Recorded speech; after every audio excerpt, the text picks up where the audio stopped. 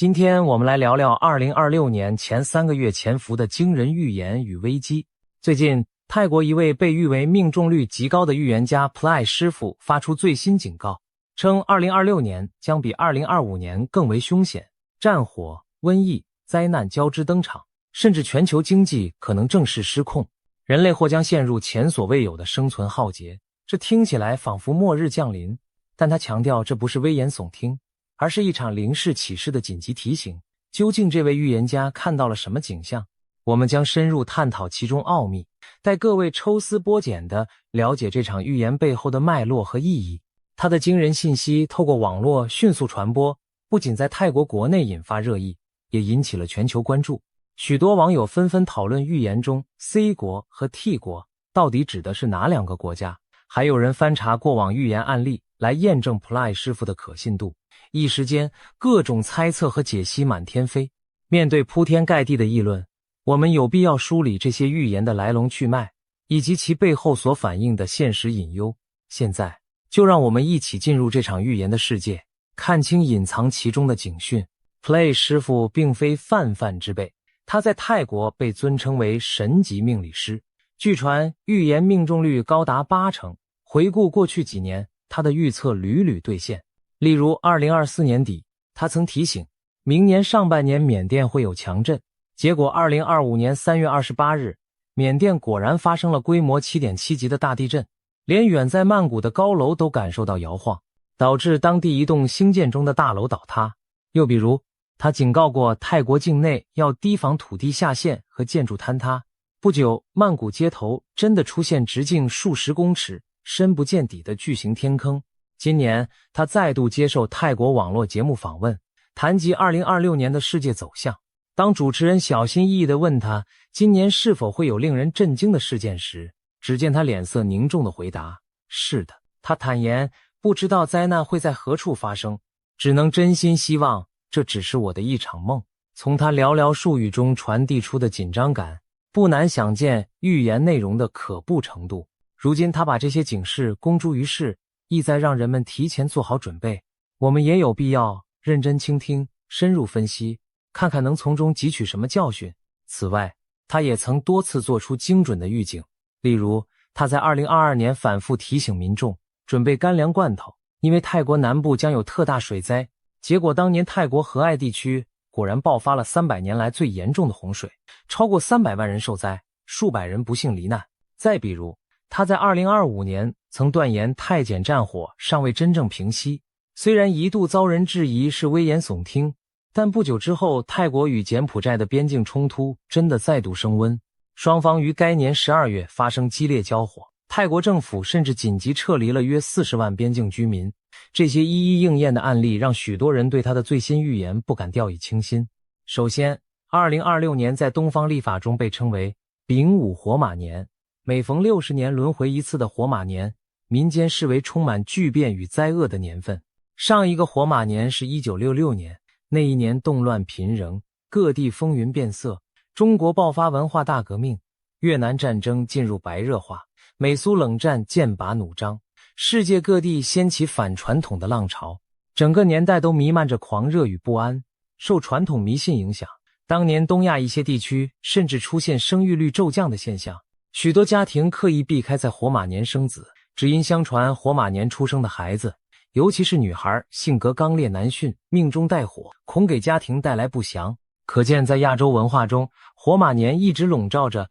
乱世之年的阴影。如今60年一循环，2026再临火马之运，人们无不忐忑，这股烈火之势会否真的点燃新的动荡？按照五行说法，麻属火，今年又逢天干丙火，是为双火叠加之年，双火鼎盛，燥热难平，往往意味着剧烈的变化与碰撞。Plai 师傅便直言，2026年将是一匹冲进火里奔跑的马，一路碰撞冲撞虽然艰难，但烈马终能浴火重生。他暗示世局会先乱后稳，虽历经火炼仍有转机，然而在浴火重生之前，烈火将无情燃烧所经之处，我们必须先熬过那一场场劫难。接下来要谈的第一道劫难之火，便是战争的烽烟。Plai 师傅在预言中看到了熊熊战火，他说2026年可能会有2个大国发生对抗冲突，虽然他没有明言是哪2国，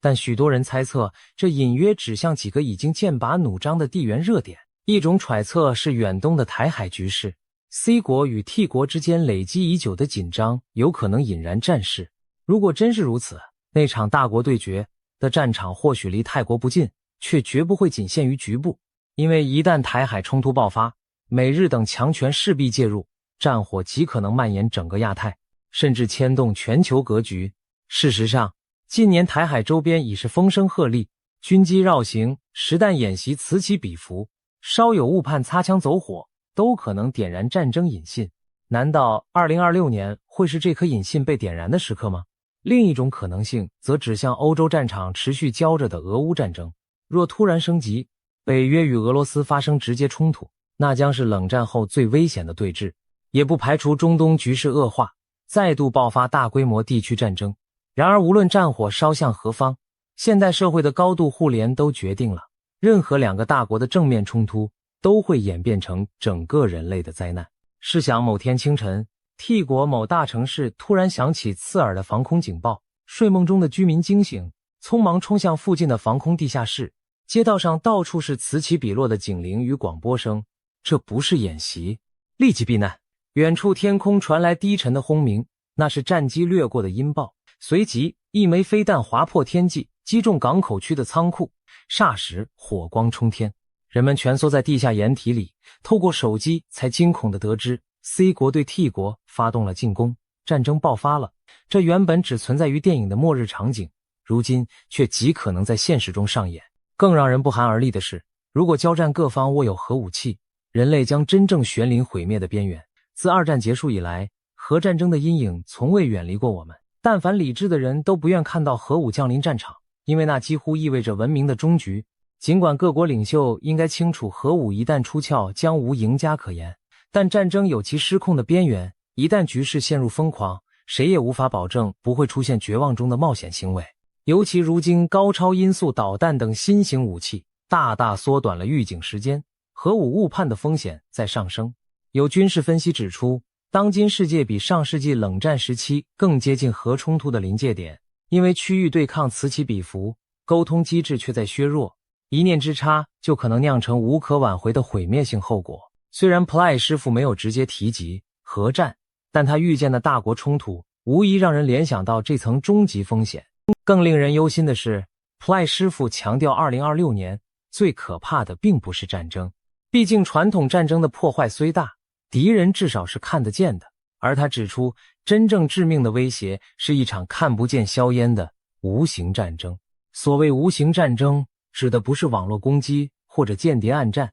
尽管这些风险也确实存在，而是潜伏在人群中的生物武器之战。他预言2026年某些地区可能出现一种诡异的怪病，其传染源并非天然，而是人为试验产物，也就是生化武器被偷偷释放的结果。换言之，有幕后黑手可能利用病毒细菌作为武器，在暗处向无辜的人群发动攻击。其实生物武器作为穷国的原子弹，一直是军事史上的隐秘角力领域。过去超级大国都曾暗中研发过炭疽、天花等生化武器，只不过人类尚未大规模体验那种噩梦场景，所以常常掉以轻心。短期内，这类隐蔽战争或许不会造成城市被炸毁的画面，但其伤害却丝毫不亚于传统战争。一场看不见敌人的战争将带来怎样的恐惧？试想某个和平城市突然出现一连串离奇病例，几名年轻人突发重症肺炎入院，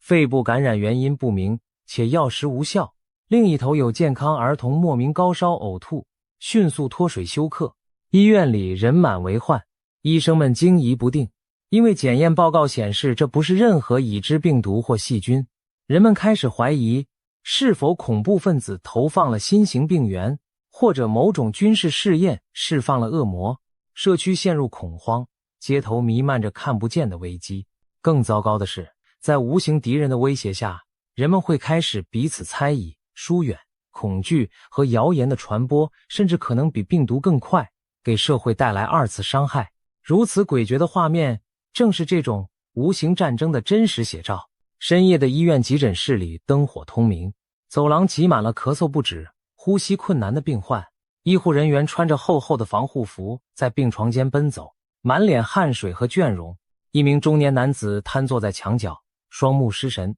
他的妻子刚刚因不明肺炎去世，而医生们对病因却束手无策。另一边，一位母亲绝望地抱着高烧抽搐的幼子哀求医生，然而所有药物都对这怪病无效，孩子的生命正在迅速流逝。此情此景令人心碎，更令人恐惧的是，没有人知道这种诡异的疾病此刻是否正悄无声息地向城市的其他角落扩散。随着隐形战争的揭幕，普莱师傅预言中那个最骇人的角色也登场了，一种全新的致命疾病，他称之为 X 疾病，或者干脆称作那个新东西。按照他的描述，2026年最可怕的不是枪林弹雨，而是这种前所未见的瘟疫。它是混合型疾病，融合了古老病毒和人造实验成分，传染性极强，致死率极高。当他闭上眼睛接收灵视信息时，脑海里竟同时浮现结核病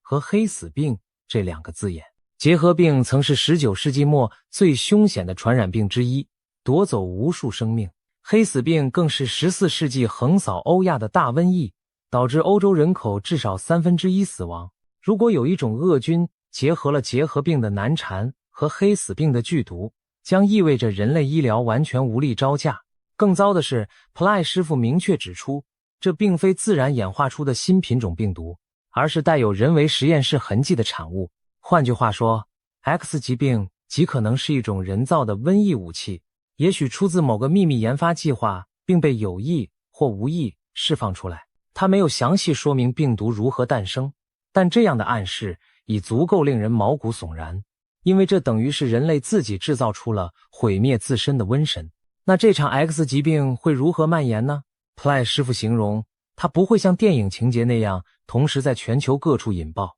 而是更狡猾、更漫长的折磨。他说，疾病的夺命过程如同花瓣陆续飘落，树叶逐片枯黄，也就是分阶段、多波次第席卷人间。也许今年第1季度，某国突然爆发疫病高峰，然后暂时平息，半年后另一周又出现类似疫情，再度掀起恐慌。每一波疫情之间或许有间歇期，让人误以为风险已过，但实际上病毒只是转战他处，伺机再袭。这种持续几年的阴霾将考验各国医疗和社会的韧性。一些地区可能重演中世纪的悲剧，病患激增，医院瘫痪，尸体多到来不及处理，街道上弥漫着消毒水与绝望的气息。由于 X 疾病潜藏着人为操控的可能，每一次疫情爆发都让人怀疑背后是否有人在放毒。普莱师傅甚至提到，这疾病的源头是从外面被带进来的，可能透过旅客流动潜入不同国家，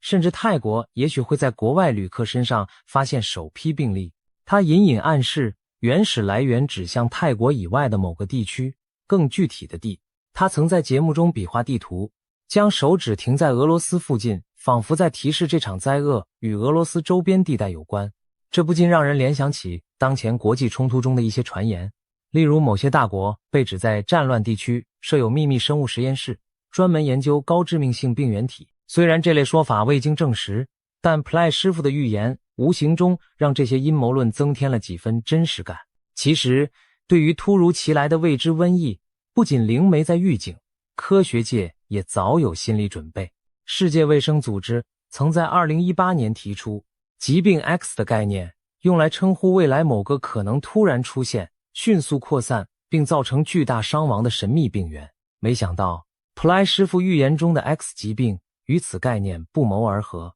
经历过2020年的新冠疫情，人类更加体会到未知病毒的威力和恐惧，而今一个潜在更可怕的 X 疾病幽灵再次盘旋，我们不得不重新审视防疫体系的脆弱。试想，新冠已令全球经济社会停摆数月，死亡数百万。如果换成一种致死率远高于新冠，且具结核抗药性的病毒，我们的文明将遭受何等重击？这绝非杞人忧天。别忘了，14世纪时没有飞机航班，黑死病都能夺走欧洲30%人口。现代社会交通网络四通八达，病毒扩散速度只会更快。一旦 X 疾病现身，人类甚至可能连反应时间都没有，就被迫迎战一场前所未有的生存考验。战争与瘟疫已如此可怖，大自然本身也不会缺席这场灾厄盛宴。普赖师傅预见2026年的气候与地壳活动亦将异常活跃。他警告，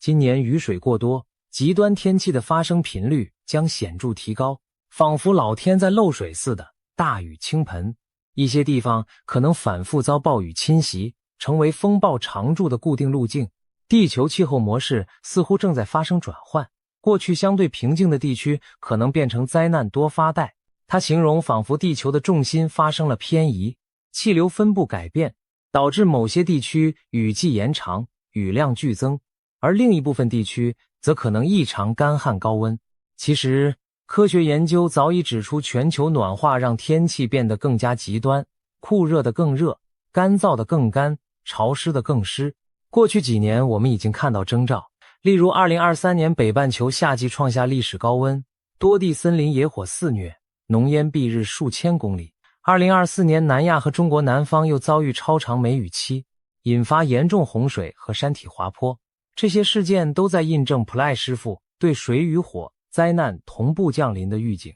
除了气候、地震、火山等地壳灾害在预言中也占据一席之地，普赖师傅指出，2026年只是开始，真正严重的情况会在之后几年逐步浮现。他特别提醒2027年、2028年乃至2030年仍需高度警惕。他认为未来几年地震将更加频繁，其中一部分与某些国家在海上、海底进行的武器试验及演习有关。尤其在地质脆弱的断层带，这类人为动作恐触发连锁地震，进而带来更严重的水灾。例如，如果在断层带引爆大型炸药，可能诱发板块的能量释放，导致周边国家接连发生地震海啸。虽然此说未有科学定论，但并非没有逻辑。即便撇开人为因素不谈，地球本身也积蓄了巨大的能量，等待释放。环太平洋火环带近年来活动频繁，日本、印尼、美国西岸地区的中强震明显增多。不少地震学家警告，大地震终将到来，只是时间问题。一些预言家也发出了相似的信息。前面提到的印度神童阿南德就曾断言2026年前后，环球可能发生超过8级的大地震，重创太平洋周边国家。盲眼龙婆班加夫人的预言清单里也包括 7% 的陆地将毁于灾难，让人联想到地震、海啸或火山喷发引发的土地淹没。这种种迹象似乎都在指向一个结论：大地正在酝酿它的怒火。让我们再勾画一个场景，傍晚时分，某沿海城市的居民刚结束一天的忙碌，突然地面剧烈晃动起来，玻璃窗噼啪作响，人们惊叫着四处逃生，大地震来袭了。几分钟后，当余震渐止，人们还来不及庆幸，又听见远处传来轰隆巨响，一道10几米高的巨浪正以惊人速度朝海岸逼近，海啸如同黑色巨墙般吞噬了港口，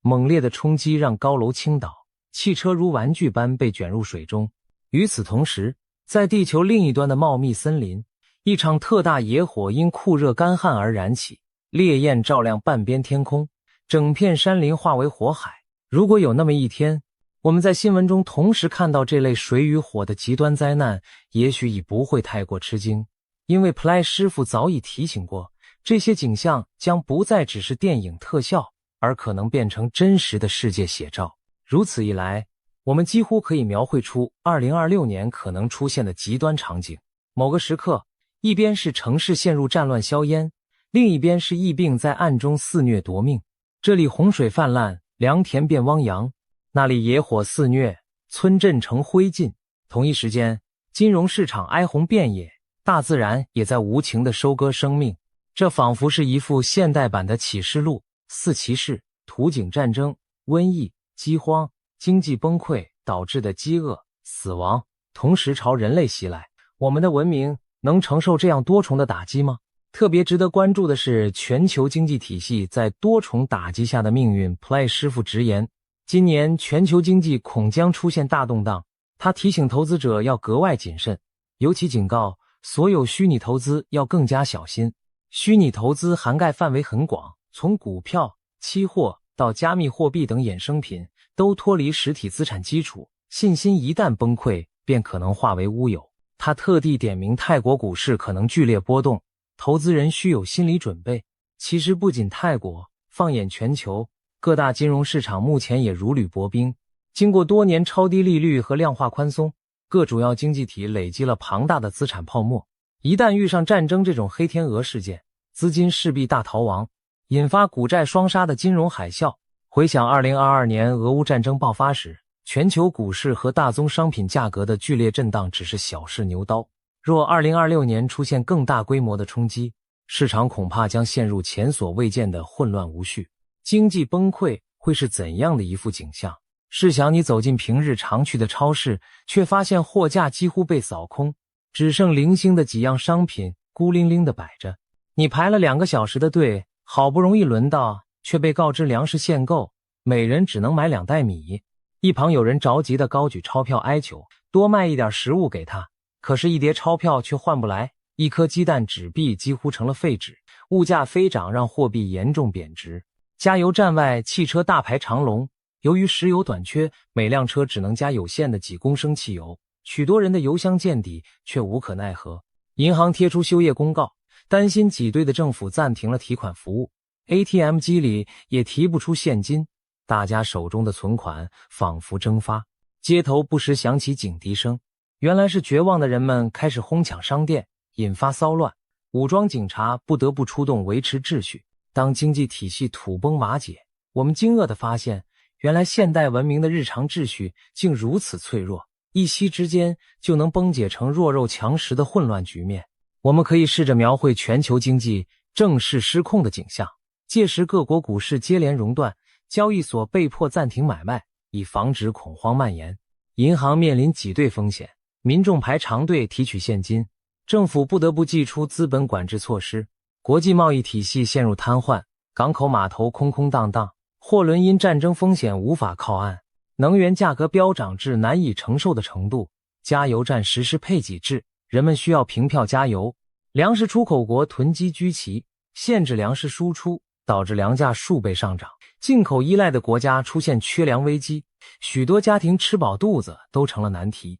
伴随商品短缺而来的是通货膨胀的狂潮，纸币贬值如同废纸，人们可能得揣着一大袋钞票才能换回一条面包。当经济秩序失控，对普通人意味着什么？意味着失业潮和购买力暴跌，意味着房贷车贷再也还不起，也意味着政府的救助能力大幅削弱。到那时，维持生存将取代追求发展成为社会的首要目标，我们将真正步入生存模式。当然，经济崩盘带来的不仅是物质匮乏，社会秩序也将随之瓦解。当生活必需品短缺，治安状况必然每况愈下。为了争夺食物和物资，可能会爆发骚乱与冲突。平日文明守法的市民，或许也被迫为了一袋米而与他人争执，甚至演变为街头的肢体冲突。更严重时，一些不法分子趁火打劫，商店遭到洗劫，武装抢劫频发，整座城市的法治秩序荡然无存。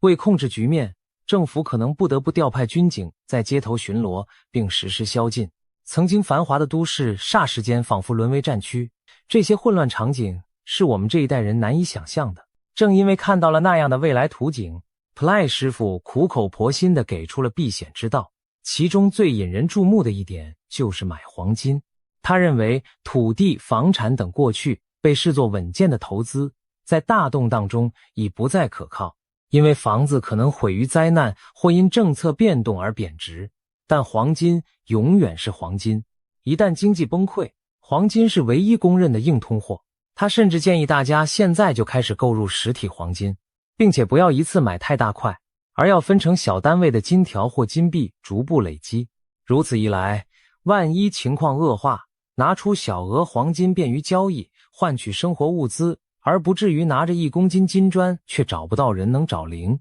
事实上，不仅普莱师傅这样说，在各种民间与专业预测里，黄金都被频频提及为避险首选。有意思的是，那位以占星预测闻名的印度少年阿南德也多次提醒投资者，黄金和白银等贵金属将是动荡时代的避风港。他甚至预言未来黄金价格可能飙升至现在的几倍之高。只有当全球金融体系陷入严重危机，法币信用荡然无存时，黄金才会如此抢手。难道这暗示着我们即将面临货币信用的雪崩？尽管答案未明，但许多精明的投资者早已开始默默增持黄金，以备不时之需。除了黄金，Ply 师傅还在节目中抛出了一个令观众摸不着头绪的提醒。2026年上半年，有3个以英文字母 HJT 开头的地区不宜前往。他没有明讲是哪里，只提供了这样的神秘代号，现场也笑称自己不方便多讲。这线索一出，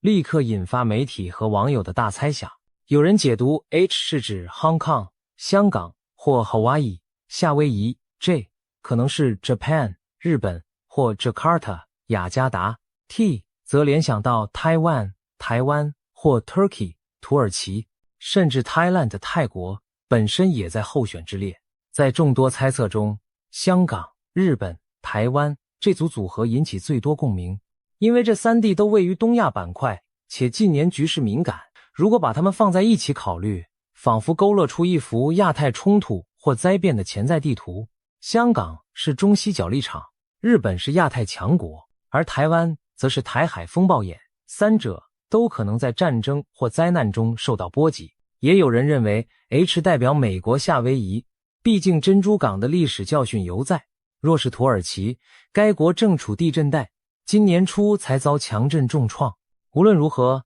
，Play 师傅卖的这个关子平添预言的神秘色彩，也提醒着大家在这段非常时期旅游要格外小心。或许在风险高峰期，减少不必要的远行是最明智的选择。听完如此众多的警示，许多人不禁要问，难道我们只能束手待毙，毫无招架之力吗？毕竟预言描绘的几乎是世界末日般的图景。然而 Play 师傅并没有让大家陷入绝望，相反，他希望人们能因此提高警觉，积极防范，以降低潜在灾难的伤害。他强调，自己传递预言的目的不是制造恐慌，而是让有责任的人提前采取行动。所谓有责任的人，或许指的就是各国政府的决策者，也包括每一个对家庭负责的普通人。我们无力阻止地震火山，但可以加强建筑物的抗震强度，规划紧急疏散路线。我们无法掌控病毒变异，但可以完善医疗体系，储备医药物资。我们制止不了大国博弈，但至少个人可以备好生存必需品，做好最坏的打算。正如泰国文化中的一种信念，若坏事提前说出并引起警觉，人们采取行动后，事情未必会朝最坏方向发展。预言的价值正在于警醒大家，不要掉以轻心，在命运洪流面前争取一丝主动。因此 Play 师傅除了预测厄运，也提出了非常具体的避灾建议。他多次呼吁民众准备急难救助包或逃生背囊，并强调这不是危言耸听，而是真有需要。这背囊应放在家中随手可及的地方，内含一些维生基本物品，如重要证件的复印件、适量现金、常用药物、简易急救用品、手电筒、打火机、哨子、轻便雨衣、保暖毯，以及至少3天份的干粮和瓶装水。一旦发生地震或火灾需要迅速撤离，拿起这个背包就能保障家庭短期的基本生存，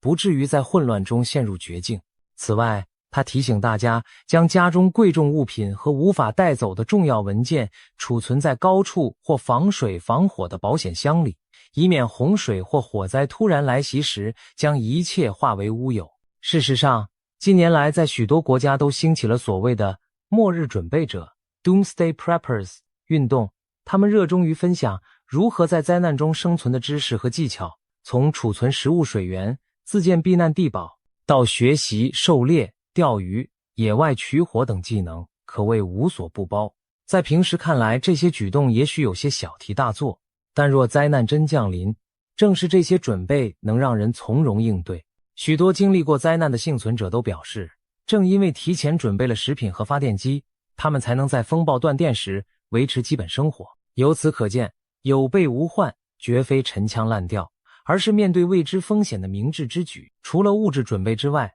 精神态度同样重要。Play 师傅提到这些预言时，用了一个词来概括背后原因：共业。这是佛教里的概念，指众生共同造作的业力，招致共同承担的恶果。换句话说，人类集体的所作所为引发了这些灾难。比如战争源于人类的贪婪与仇恨，瘟疫大流行往往与人类过度干涉自然、生态失衡有关，极端天灾则和我们长期对地球资源的挥霍破坏脱不了干系。如果真是如此，那预言也是在督促我们反省自身。普赖师傅强调，真正化解灾劫的办法不仅在于外在准备，更有赖于内在的觉醒和良知。当更多人心存正气，敬畏天地，敬畏生命，或许才能改变共业，让厄运减轻，甚至转危为安。当然，对神明的信仰与祈祷也是许多人在面对灾难时的重要精神寄托。无论信仰何种宗教，保持对天地的敬畏，对善良的坚守，往往能使人在乱世中保持理智和平和，这对熬过艰难时期至关重要。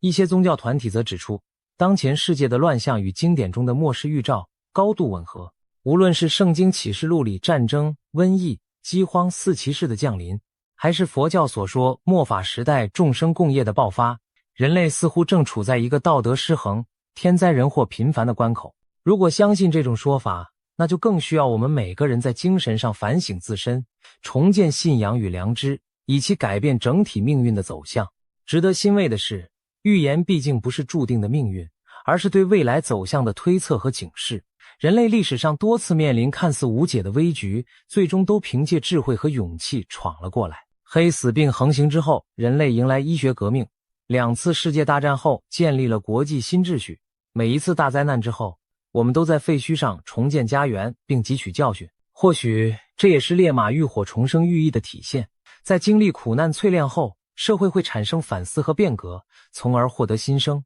纵然未来几年乌云压顶，我们依然有理由相信黎明终会再临，前提是我们愿意行动，并团结一致迎接挑战。放眼全球，不止普赖师傅一人在预警未来的风险。西方著名预言家诺查丹马斯的百诗集曾留下许多隐晦的4行诗，被后人解读出对当今时局的不祥暗示。他的支持者声称，诺查丹马斯预言了从大革命到世界大战的一系列事件。虽然诗文晦涩难懂，但仍让人毛骨悚然。东方的推背图、马前课等古预言，也有许多耐人寻味的诗句，仿佛指涉当代。一些现代的科学预测模型亦描绘了相似的危机，例如气候学家警告，若不减排，21世纪中叶前气候灾难将难以逆转。军事专家则指出，当前地缘政治的紧张态势前所未有，意外擦枪走火的几率大增。可以说，在关键趋势上，预言与科学的结论并非毫无交集。值得一提的是，在华人社会，近期也有占卜师接连4次占得空亡卦，这被解读为将有异常大事发生的兆头。不仅如此，一些预言甚至点出了科技领域的隐患，例如有人警告人工智能叛变的可能性。这听起来像科幻故事，但一些知名科学家和企业家已对失控的人工智慧发出警告。如果在社会动荡之际， AI 系统发生严重故障，例如无人武器误判目标或被不法分子操控，后果将更加不堪设想。还有人声称班加夫人预言过未来某年将有外星文明降临地球，引发巨大震动。虽然这类预言听起来奇幻，但也透露出人类对未知力量的种种想象与不安。回到眼下，2026年的序幕已经拉开，尽管谁也无法断言未来一定会如预言所述般黑暗，但这些警告绝对值得我们深思。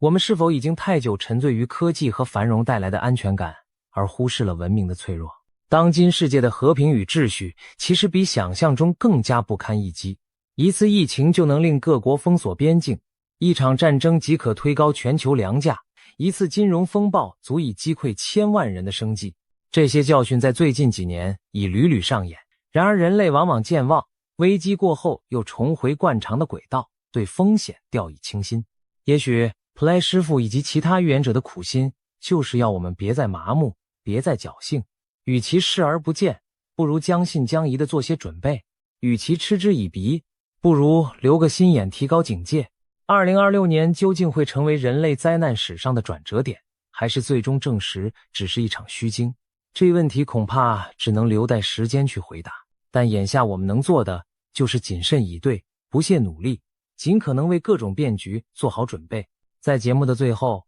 不妨再次品味 Ply 师傅那句意味深长的叮咛：时间真的不多了。短短一句话，道出了他内心的紧迫感。如果2026年的命运真的如他所见般危机四伏，那么现在正是我们改变结局的关键窗口期。或许我们无法左右天灾人祸的发生，但至少可以调整自身的态度和应对方式，尽可能降低损失，保存希望。希望未来回顾这段历史时，我们能庆幸自己曾经努力过，避免了最坏的剧本成真。也许正如那匹浴火重生的烈马，只要不放弃奔跑，我们终将冲出火海，迎来新生的黎明。总而言之，风雨欲来的时刻，让我们谨记未雨绸缪之道，因为毕竟时间真的不多了。今天我们来聊聊2026年东亚可能出现的大震荡。为什么许多人都说台湾将成为全球焦点？这源自近期甚嚣尘上的一些预言。其中最引人注目的是英国预言家帕克的说法很明确，他直指台海在2026年前后会出现重大军事冲突。但令人惊讶的是，他也强调台湾最终会是安全的。2026年最新的预言讯息已经曝光，内容可谓震撼人心。难道真的如预言所言，中共政权将迎来终局？今天就让我们深入探讨这些预言与现实迹象，看看2026年的东亚究竟会发生什么大事。首先，我们需要了解台海局势为何会成为预言焦点。过去几年，台海紧张情势不断升温，各种军事动作此起彼伏。美国前印太司令戴维森早在2021年就警告，中共可能在2027年前具备犯台能力，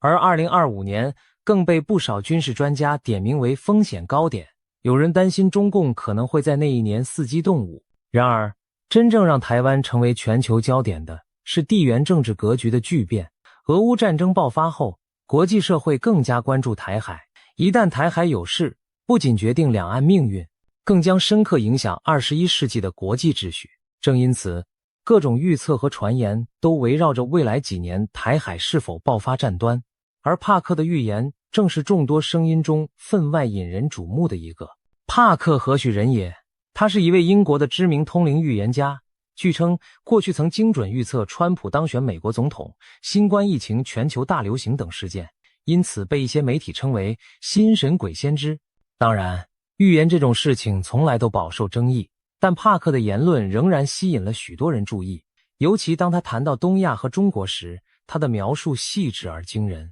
在帕克看来，2026年将是极其关键且充满灾难性的一年，许多重大事件会在这一年集中爆发。我们先从台海军事冲突的预言开始说起。帕克早在2024年初的一次直播中就透露，他看见台湾周边的某个外围岛屿上会出现刀光剑影。他当时形容，就像有人宣布我们夺取了你的一座岛屿那样的场景。这暗示着什么？很可能是中共对台湾控制的外岛发起了某种袭击或登陆行动。台湾有一些外围岛屿，比如位于南海的东沙群岛，或是靠近中国大陆沿岸的金门、马祖等离岛，一直被视为可能的冲突热点。帕克的预感让人联想到，中共也许会冒险夺取其中一个岛屿，以测试台湾和国际社会的反应。更令人细思极恐的是，帕克提到了引发冲突的可能导火索。他说他感觉到可能会有一次意外碰撞事件，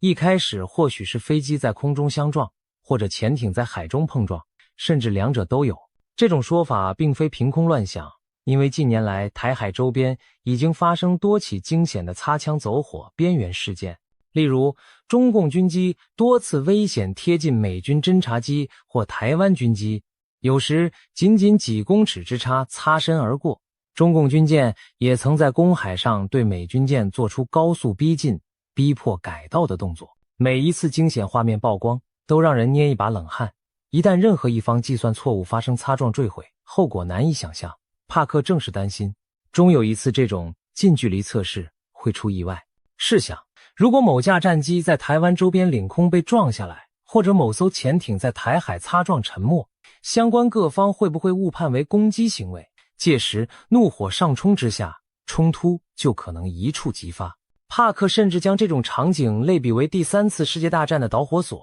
有媒体标题将他的警告形容为台湾将爆发恐怖空难，成为3战导火线。虽然这表述耸人听闻，但仔细想想也非毫无根据。一场偶发事故如果发生在敏感的台海前线，完全可能点燃大国间的战火。然而，在描述这可怕的冲突景象时，帕克也同时给出一个出人意料的结果：台湾将安然无恙，最终是安全的。也就是说，即便台海发生军事冲突，最终局势的走向对台湾有利，台湾并不会被中共征服。帕克为什么这么认为？他进一步解释了他所看见的画面。当新的台湾领导人面对挑衅时，他将立场坚定，极为强硬，绝不退让。我们知道，2024年台湾举行总统大选，现任副总统赖清德胜出，将于2024年5月就任总统。赖清德在中共眼中被贴上台独工作者的标签，因此北京当局对他尤其敌视。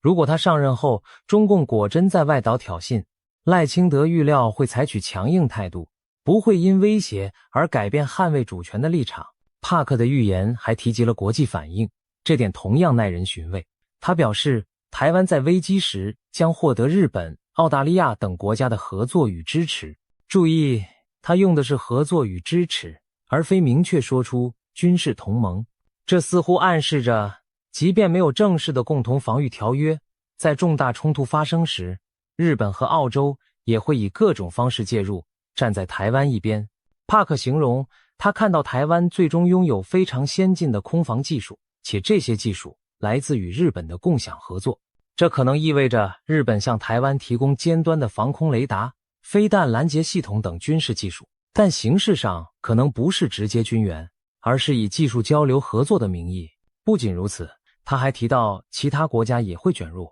特别是澳大利亚。他看到澳洲在该地区派遣了军舰，这一幕让人仿佛置身未来的战场。美日澳等印太盟友组成防线，共同阻止中共武力改变现状。帕克甚至对时间节点也做出推测，他觉得这种局面可能会在2024年前后开始发生。当然，2024年已经过去，台海虽然风高浪急，但尚未爆发战事。如果往后推算，2025年、2026年依然是危机潜伏的高峰期。事实上，美军将领和智库也多次推演过相似情境。例如，有说法认为2025年中共可能突袭东沙岛，或者2026年在台海挑起有限冲突，以测试美国的决心。这和帕克的预言不谋而合。尤其值得注意的是帕克对国际领导力的看法。他直言，当前自由民主世界缺乏强有力的领袖，他几乎数不出几个能让人真正信任，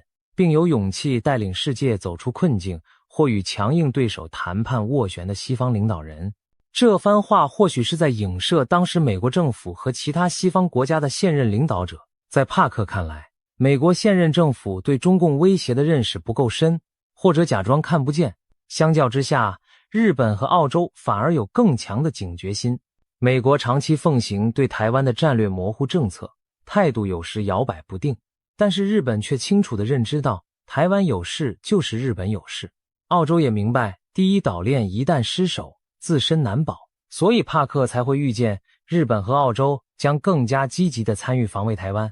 这番分析其实和现实趋势颇为契合。日本近年大幅增加国防预算，部署长程飞弹，防卫离岛，调整安保政策，为台海紧急事态做准备。澳大利亚则与美英组成 AUKUS 联盟，要取得核动力潜艇技术，并计划增购美国高超音速武器，显示出防范中共扩张的决心。澳洲战略界有人警告，战争可能在3年内到来，将当初官方预估的10年内无战事大幅提前。原因很简单，澳洲人切身感受过中共的经济胁迫与渗透，早已心生警惕。他们担心美国未必可靠，所以必须和志同道合的亚洲伙伴加强合作。帕克预言中，日本和澳洲一道出手保卫台湾的场景，正是这种国际现实心态的反应。如果台海本来只是两岸冲突，一旦演变成多国介入，那确实会上升为亚太乃至全球焦点。试想一下，若日本提供技术，美国提供武器与情报，澳洲派出舰艇，甚至印度等国也施以援手，那么中共将面临一个庞大的国际联盟防线。这样的军事冲突不仅决定台湾存亡，也决定整个东亚力量格局的未来走向，难怪被形容为影响全球秩序的试金石。谈完军事方面，我们再看看帕克对中国内部局势的惊人预言，这一部分才真正让台湾乃至全世界投以震惊的目光。帕克明确指出，他认为2026年标志着中国共产党统治的终结之时。换句话说，他看到中共政权在那一年会发生翻天覆地的变化，甚至倒台。这可是一个石破天惊的预言。要知道，中共执政70余年，其统治看似稳固，尽管近年经历经济下行、防疫风波等挑战，但任何预测中共垮台的说法依然显得大胆。然而帕克言之凿凿，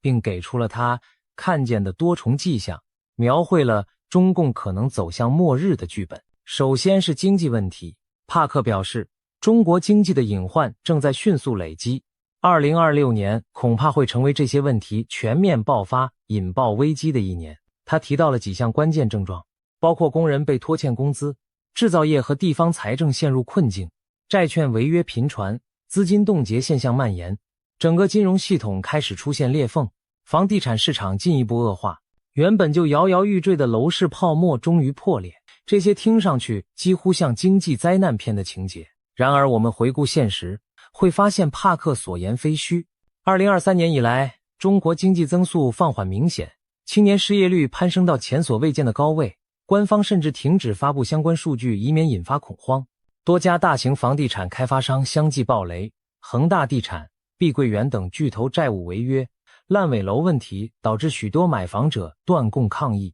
地方政府财政捉襟见肘，甚至传出部分地区公务员减薪、教师讨薪的消息，还有理财产品暴雷、银行挤兑等金融风险苗头，让金融系统开始出现裂痕。帕克提到的每一项经济乱象其实都已在酝酿，只是尚未全面爆开。在他的预言中，2026年前后，这一连串经济脓疮将被揭开，中国多年累积的结构性债务和泡沫被迫曝光。当经济陷入乱局，失业潮来袭，金融风暴迸发，帕克强调，一旦中共失去对经济的掌控力，其执政合法性将动摇。这其实很好理解，中共长期以经济增长作为合法性基础，向人民宣称只有我们能带来繁荣。如果经济崩盘，老百姓饭碗不保，对执政者的不满就会直线上升。在中国那种体制下，经济不稳很容易迅速转变为社会动荡和政治危机。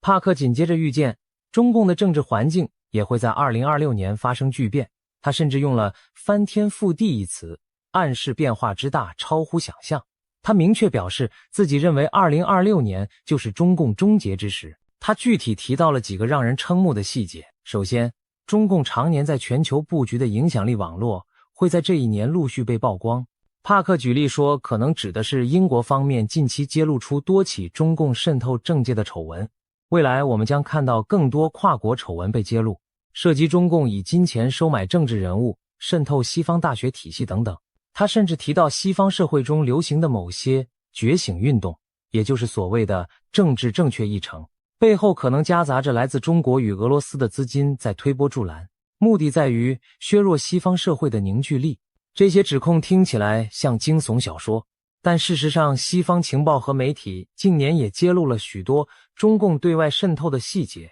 包括金钱游说、文化统战、情报收集等等。帕克认为2026年前后可能会出现一次大规模的资料外泄或系统性揭露事件，公诸于世，中共输出影响力的证据。当这些黑幕被撕开后，国际上对中共的态度将更趋强硬，中共多年苦心经营的全球关系网将四面漏风。而在中国国内，帕克预见的画面更是戏剧性。他说，习近平的健康和政治权威都将在2026年明显衰退，到了2027年可能已经下台，这几乎在预告习时代的终结。帕克甚至描述了一个令人震惊的细节，习近平将经历一次大型且备受争议的器官移植手术，他推测可能是肾脏移植，并暗示器官来源可能涉及死刑犯，从而引发巨大的舆论震荡。如果真有这样的事发生，其冲击可想而知。一方面，最高领导人重病需要换肾本，就足以引发权力真空的恐慌；另一方面，非法器官来源的丑闻将成为政治核弹，彻底击毁中共自诩的伪光正形象。值得一提的是，坊间确实长期有习近平健康不佳的传闻，有时他露面走路姿势异样，或久未公开现身，都引发外界猜测。如果帕克所言成真，那意味着习近平可能已无法稳坐权力宝座。更惊险的还在后头，帕克预言同一时期中国将有一名军方或安全系统的高层人物突然失踪，随后被宣布在诡异情况下死亡。外界将普遍猜测这是一次未遂政变的结果，也就是说那名高官可能企图发动政变但失败，被清除。这个情节可谓高潮迭起，仿佛政坛惊悚片。然而在对照现实，我们发现中共高层内斗的迹象早已存在。2023年就发生过几桩离奇的人事事件，国防部长李尚福和外交部长秦刚先后失踪，最终被免职。期间官方没有公开交代原因，引发无数阴谋论。虽然事后当局声称涉及腐败或作风问题，但很多分析认为背后牵扯习近平整肃异己、党内权斗。因此未来1-2年会不会有更大的风波？帕克认为答案是肯定的。在他看见的画面里，党内派系撕裂，权力斗争在2026年将加剧到极致，甚至引发一场足以动摇政权的大震荡。尤其围绕习近平的病情和接班问题，党内会进行大规模的信息封锁和政治掩饰，各派暗中角力，你死我活。或许有人会铤而走险，试图抢班夺权。就在权斗暗流涌动之时，帕克还预言2026年前后，中国会发生一场带有天命崩裂意味的重大灾难。他举例说，可能是铁路与轨道交通系统发生严重坍塌事故，也可能与三峡大坝工程的结构风险有关。总之，将造成大量伤亡，被视为中国工程体系和政权执行能力的象征性转折点。这听起来令人毛骨悚然。难道会有高铁出轨坠桥、大桥断裂，或甚至震慑天下的三峡大坝溃决？我们无从确知。但三峡工程这几个字无疑刺痛许多人的神经。三峡大坝是世界上规模最大的水坝工程，也是中共的形象工程。然而自建成以来，有关其安全隐患的讨论不绝于耳，尤其近年极端天气频发，长江流域洪水接连而至，三峡每逢汛期都面临蓄水与泄洪的两难。如果帕克暗示的灾难真与三峡有关，那将是对中共统治合法性的毁灭性打击。毕竟中国传统观念里，朝代末年常有天灾映衬政权失德，所谓天怒人怨，天命不在。所以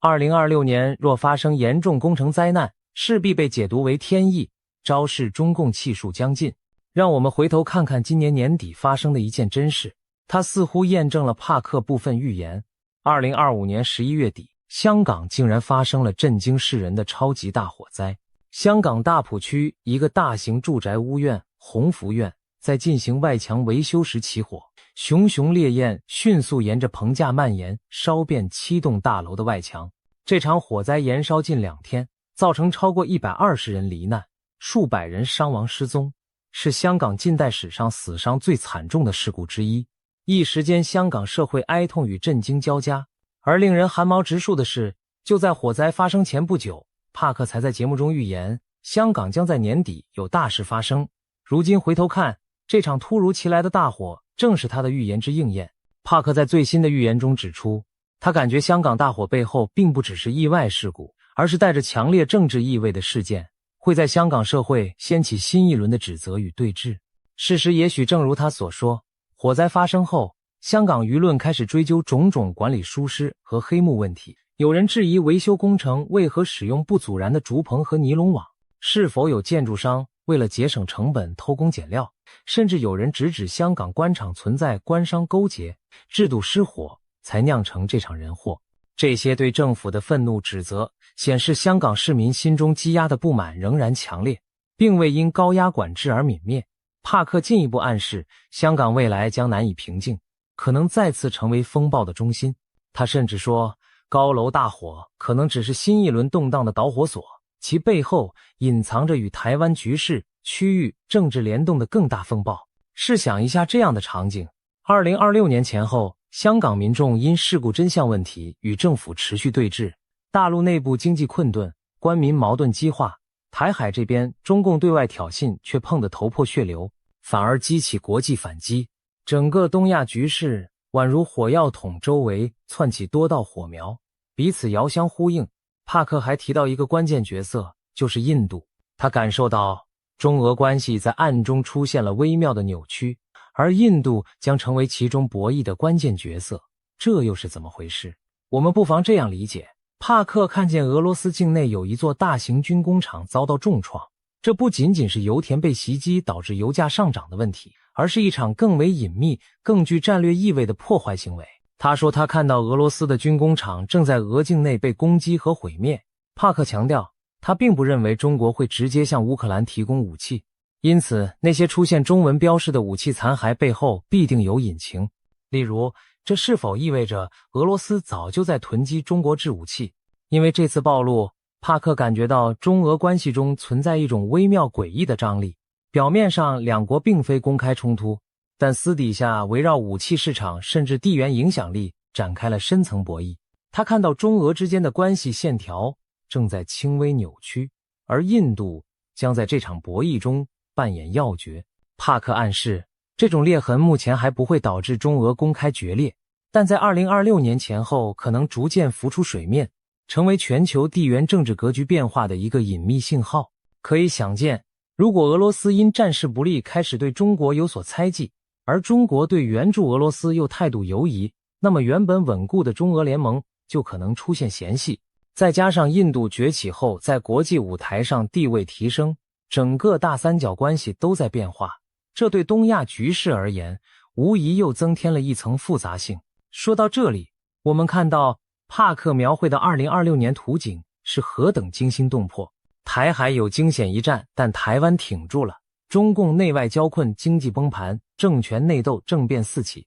领导人重病垂危，甚至需要换肾，社会动荡，灾难频仍。香港和国际接连出现针对中共的不利事件，全球力量对比因此改写。难怪帕克用极具灾难性的一年来形容2026年。如果他的预言成真，那对中共而言将是末日狂潮，对东亚而言将是一场地动山摇的大震荡。然而，这一切真的会发生吗？还是说只是巧合与巧妙的推演？在怀疑之前，我们或许该注意到，除了帕克，许多古今中外的预言和迹象也在指向这个年份，仿佛冥冥之中有某种安排。其实早在社群媒体上就流传着奇人王恩庆的传说。这位中国大陆的命理奇人据称曾被京城权贵奉为国师级的人物。他生前对中共的未来做出过一个惊人预言，声称中共红潮的气数只有5位最高领导人，将亡于一个丙火年。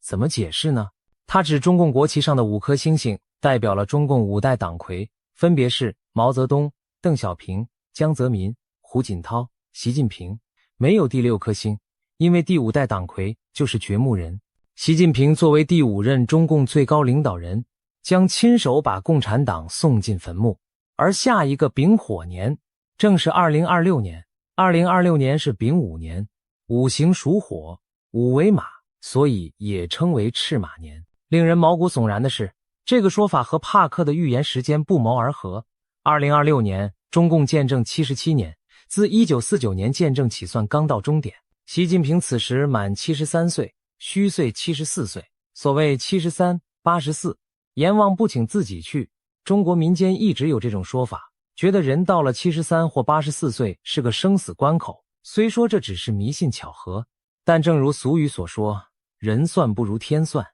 更有趣的是，还有不少流传在民间的隐晦预言同样指向2026年前后，好似众星拱月般交汇于此。一部在民间秘传的奇书《铁板图》，最后一幅画面就耐人寻味。山谷间有4只黑鸟飞过去了，唯独第5只白色羽毛的鸟半途撞山而亡，鲜血淋漓。旁边还写着一行小字：白羽毛鸟儿撞死在山这边。许多人根据这句话解读，白羽毛的鸟指的就是繁体字习，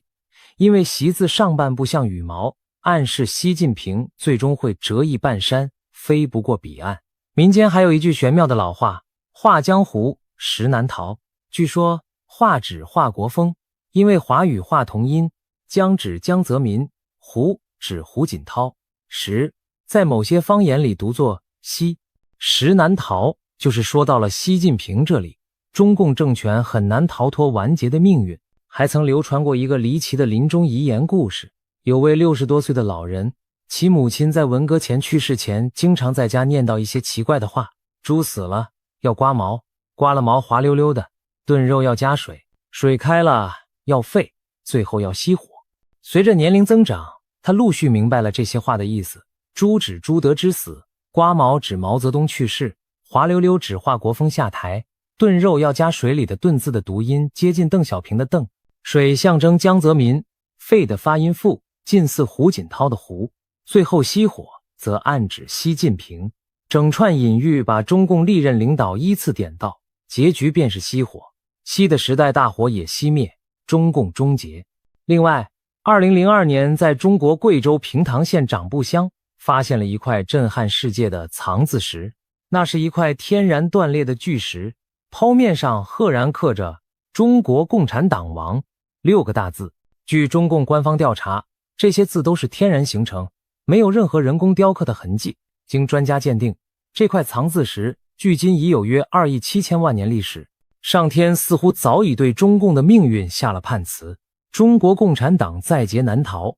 有高人从天象角度解析，认为中共的国运应该是77年，到2026年结束，前后误差不超过1年，也就是说，中共有可能在2025或2026年灭亡。当然，预言终究是预言，未到尘埃落定之时，谁也无法笃定结果。或许帕克的某些细节会有偏差，毕竟未来瞬息万变，而且中共政权看似庞大强势，怎可能说垮就垮？这也是许多理性人士质疑之处。然而历史告诉我们，大帝国的崩溃往往就在顷刻之间。苏联解体前夕，又有几人能料到红色巨人会在一夜之间分崩离析？而现在，中共正面临类似的内外交困，经济荣景不再，社会矛盾暗伏，高层斗争加剧，国际围堵渐强。如果再遇上战事失利或天灾降临，集权体制内部一旦失控，崩盘速度可能远超想象。一位预言家提供的是他灵视中的图景，也许夹杂主观解读，但却给我们换了一种思考现实的角度。还有一个来自灵性领域的预言值得一提，在帕克之外，另一位名叫布兰登的预言师也谈到了中国的未来。他在节目中提到，似乎看到中国将经历一场大规模的精神复兴，宗教信仰和精神力量会从长期的压制中慢慢苏醒，由弱转强。那种罩在人们心头，不让大家有信仰，也不让大家看清真相的铁幕将被打破，人们将开始苏醒。换更直白的说法，他指的很可能是中国长期的无神论框架将被松动甚至瓦解，人心上的枷锁会被彻底解除。一对照其实不难发现，两位预言家的信息在某种程度上互相印证，大震荡之年也可能就是大复兴之年。想象一下那样的图景，2026年东亚风云突变，中共统治崩解，在短暂的混乱过后，中国社会挣脱思想枷锁，人们重新寻找信仰和价值观，长久被压抑的良知与传统回归人心，新的政治社会秩序开始萌芽。对世界而言，这将是一场巨大的巨变。一个10几亿人口的大国改朝换代，影响之深远，可比肩1991年苏联解体，甚至有过之。届时东亚的政治版图将被重绘，国际格局也将进入新的篇章。而台湾作为这场历史巨浪中的关键一环，将何去何从？从所有预言迹象来看，台湾反而可能在大震荡中稳如磐石，甚至成为带领华人世界走向新纪元的灯塔。台湾多年来坚持民主与自由，经受住了外交孤立和军事威胁的考验。如果中共倒台，那些压在台湾头上的战争阴云将瞬间消散，台湾不再需要天天提心吊胆防备飞弹与军舰的威胁，而台湾作为成功的民主范本，或许会在中国巨变后发挥更大的作用。可以想见，国际社会将更加重视台湾的战略价值，因为台湾的存在证明了华人社会完全可以在民主制度下繁荣稳定。一旦中国政权更替，台湾可能成为协助大陆重建秩序、提供经验的榜样和桥梁。当然，短期内难免有难民潮、安全外溢等挑战，但长远看，那将是两岸关系和平新生的契机。总而言之，2026年在各种预言中被赋予了浓重的一笔。东亚大震荡，台湾成全球焦点，似乎命中注定要在那一年上演。帕克的预言将信将疑，但他所描绘的脉络，其实我们已隐约看见开端。经济泡沫幻灭的征兆，政治压力锅的喷发，军事对峙的白热化，都在一步步逼近临界点。或许最终的剧情不会与预言者描述的每一细节都吻合，但如果我们静心观察时局，就能发现历史的巨轮确实在向着某个转折点滚动。当那一刻来临时，恐怕世人无不将目光投向台湾海峡，投向北京，投向整个东亚。那将是见证新旧时代交替的历史瞬间。希望届时我们都能平安度过乱局，迎接一个更和平、更自由的新时代。正如古人所云，沉舟侧畔千帆过，病树前头万木春。或许2026年的惊涛骇浪之后，东亚会迎来转机，迎来令人欣慰的春天。到底预言是否灵验，最终还是要由历史给出答案。而身为这个时代的亲历者，我们所能做的就是保持清醒，审慎以对，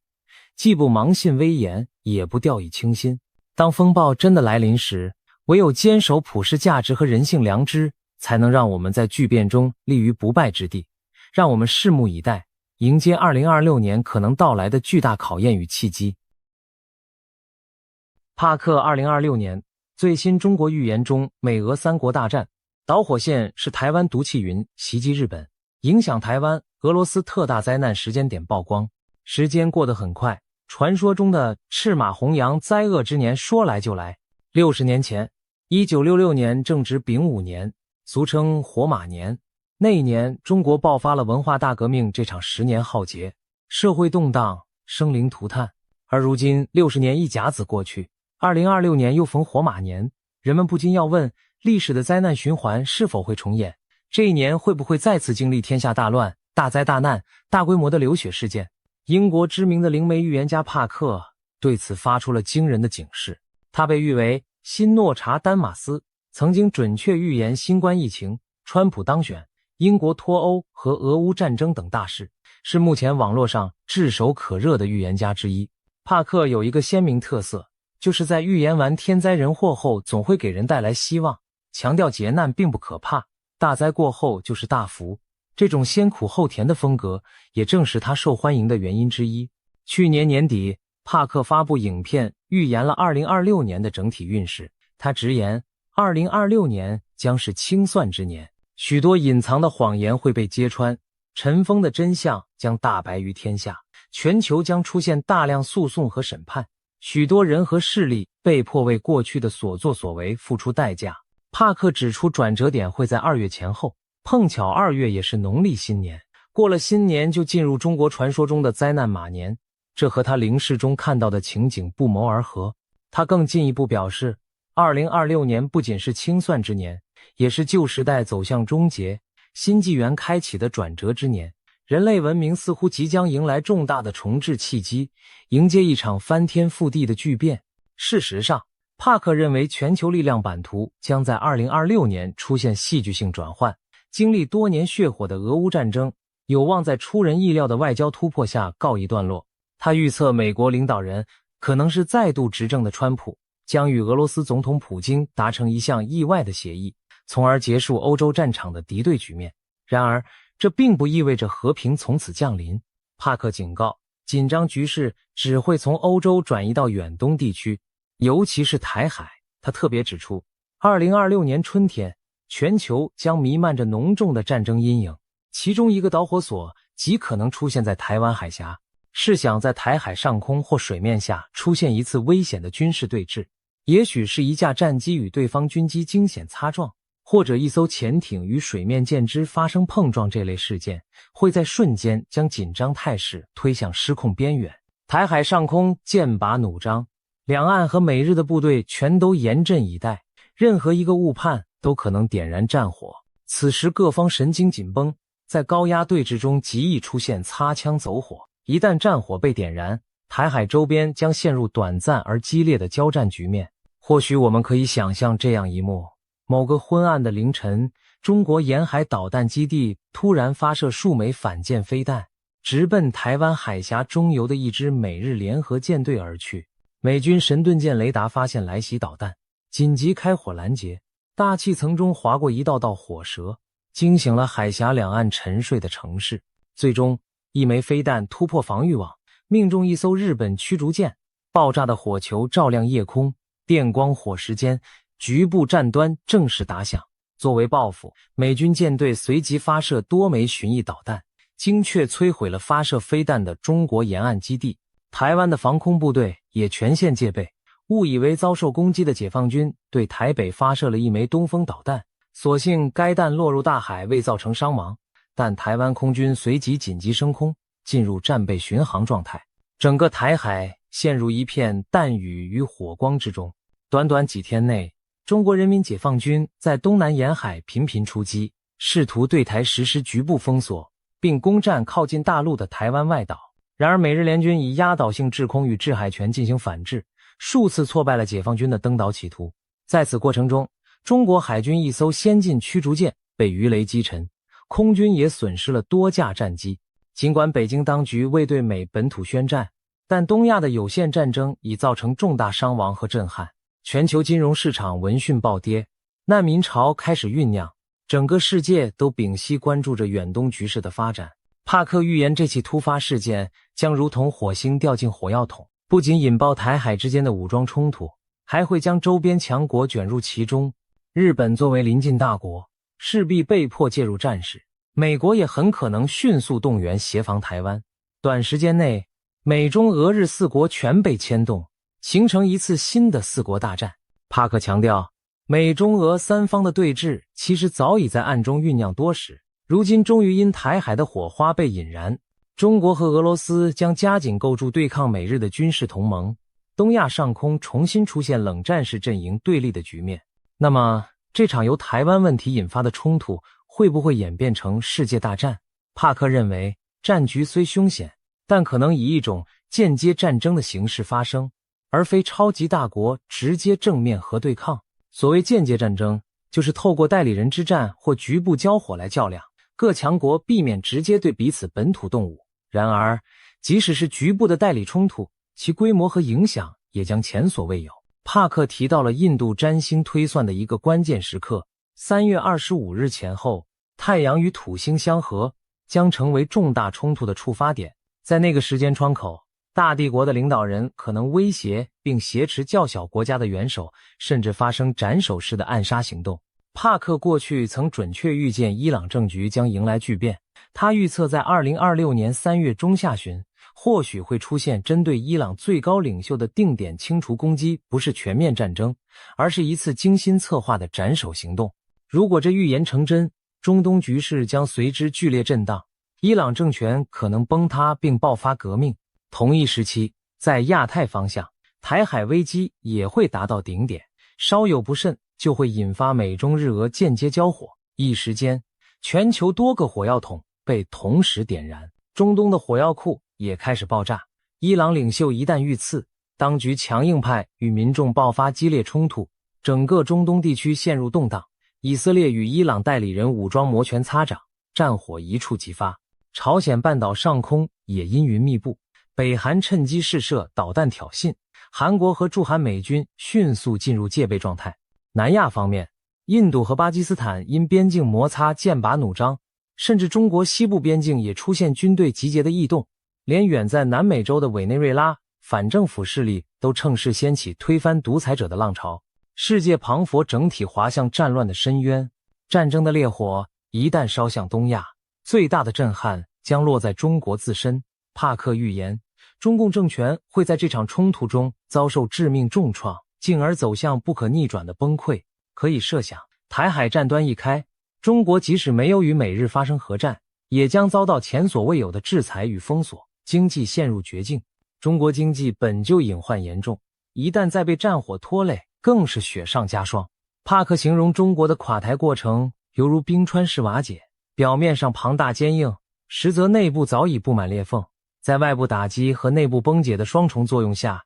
终将一块块碎裂倾颓。他预言中国的经济体系将在战争和制裁夹击下迅速崩盘，出现通货膨胀失控、供应链断裂、大批企业倒闭、金融市场冻结等连锁反应，甚至政府可能陷入财政瘫痪，无力支付公务员和军队薪饷。随着局势恶化，政治高层内部矛盾也会激化。帕克透露，2026年中国还可能发生重大基础设施灾难，成为压垮政权的最后一根稻草。这场灾难也许是一列高速列车的特大事故，或者更可怕的是与长江三峡大坝相关的严重事件。试想，若三峡大坝出现险情，其影响将涉及数千万人口的安危，对政权造成毁灭性打击。内忧外患交织之下，帕克预见中国最高领导层将发生剧烈动荡，可能有高层人物神秘失踪或遭清洗，甚至习近平的健康都会急剧恶化并最终退位。种种迹象显示，中南海权力核心正在土崩瓦解。帕克预言习近平将被迫下台，或因健康问题，或因党内逼宫。随着最高统治者倒台，中共体制失去主心骨，全国各地陷入群龙无首的混乱状态。此时的中国内部局势陷入失控边缘。北京市民惊恐地发现，政府部门已无人维持基本秩序，银行挤兑风潮四起，超市货架被一扫而空，街道上时有绝望的民众集结抗议，武警和军队奉命镇压，却也有部分官兵同情百姓而放下武器。多年的高压统治在顷刻间土崩瓦解，民众再也不畏惧，手无寸铁地走上街头，高喊要自由、要食物的口号。一些偏远省份的官员干脆与北京断绝联系，开始自行治理当地事务。新疆和西藏地区的地方领导人宣布自治，赶走中共党官。当地民众在清真寺和寺庙的聚集中庆祝获得自由。东南沿海的广东、福建等经济大省则迅速组成临时联盟，自行维持社会秩序，并与国际社会接触。他们公开表示欢迎民主选举和外资进入，庞佛一夜之间从独裁统治下解脱出来。驻扎在各地的解放军部队陷入群龙无首的困境，有的选择向民众妥协，有的则变成盘踞一方的地方武装。各路军阀雏形开始浮现，让人仿佛回到了100年前的军阀混战时代。世界各国对中国局势巨变既震惊又担忧，邻近的俄罗斯和印度匆忙在边境增派军队，防止难民涌入。同时，美国、日本等国迅速派遣特遣队潜入中国境内，试图确保中国的核武库和生化武器不落入恐怖分子或极端势力之手。一时间，中国领土内各种势力错综复杂，有志于民主改革的临时政府，割据一方的军事势力，图谋不轨的残余共党强硬派，以及躲在暗处蠢蠢欲动的恐怖组织，都在这片广袤土地上角力。中华大地经历着近代以来最剧烈的动荡和转型，最终的结果是中国出现四分五裂的局面。帕克描绘了一个令人难以置信的未来，一个统一了70多年的大国，竟在内外交困中解体成许多彼此独立的小国家。这些新生的政权将各寻出路，有些地区可能引入民主制度，形成如同欧盟那样的邦联体系，国界将趋于开放，人们可以自由旅行和经商，过去高压封闭的威权秩序不复存在。当然，这样的转变不可能在一夜之间完成，但帕克相信2026年将种下中国未来分裂和重生的种子。可以想见，届时中国国内可能陷入无政府的割据状态。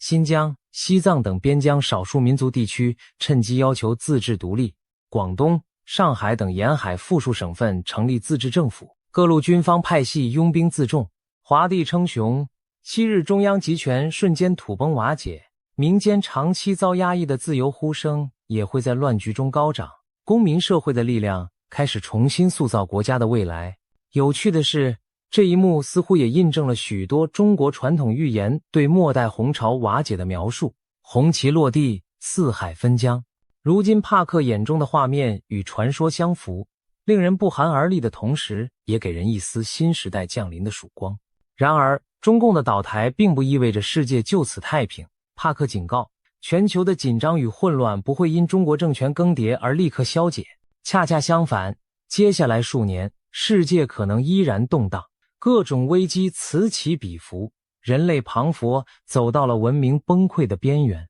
在帕克的全景预测中，一幅更加广阔的乱世画卷正在展开。在战争硝烟之外，自然灾害、极端气候、瘟疫、疫情等或将轮番袭来，同时各国社会秩序也面临前所未见的冲击。他预言将有人打着宗教狂热、种族主义或极端民族主义的旗号，在各地煽动事端，引发骚乱和冲突。许多国家可能爆发内乱，抗议示威遍地，此起彼伏的社会动荡规模将超过我们以往所见的一切。国与国之间的博弈，除了传统热战形式，还会延伸到经济和科技层面。帕克特别指出，石油外交将成为导火索之一，可能有能源大国以石油供应为筹码，威胁他国，引爆围绕能源的地缘冲突。中东等产油区域因此不排除再度战火连天。而更令人不寒而栗的是，帕克提醒，一种新形态的威胁正悄然酝酿，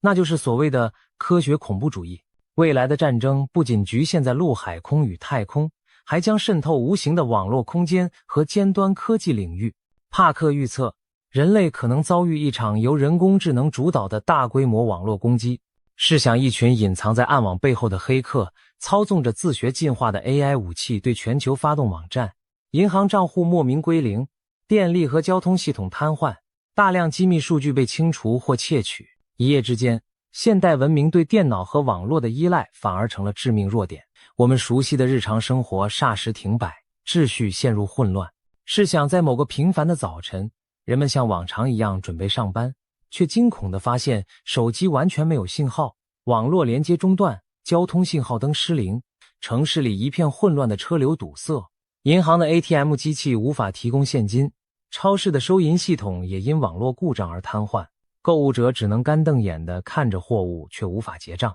更糟的是，当日傍晚，人们打开电视，却发现所有频道都无法播出新闻，取而代之的是一片雪花杂讯。到了夜里，整座城市陷入前所未有的黑暗，电网似乎遭到攻击，导致大规模停电。高楼大厦里的人们被困在电梯里，医院的供电全靠紧急发电机勉强维持，警方和消防部门的调度系统也纷纷出现故障，导致救援响应迟缓。街头开始有不法分子趁火打劫，砸碎商店橱窗进行偷窃，治安迅速恶化。城市上空盘旋的警用直升机因通信中断而无法及时获取资讯，只能盲目巡逻。在这短短的24小时内，现代都市骄傲的高科技系统彷佛倒退回了几十年前的水平，人们才惊觉自己是多么依赖那些看不见的网络与电力。在这场无形的战争中，每个普通人都成了受害者。这种场景并非耸人听闻的杜撰，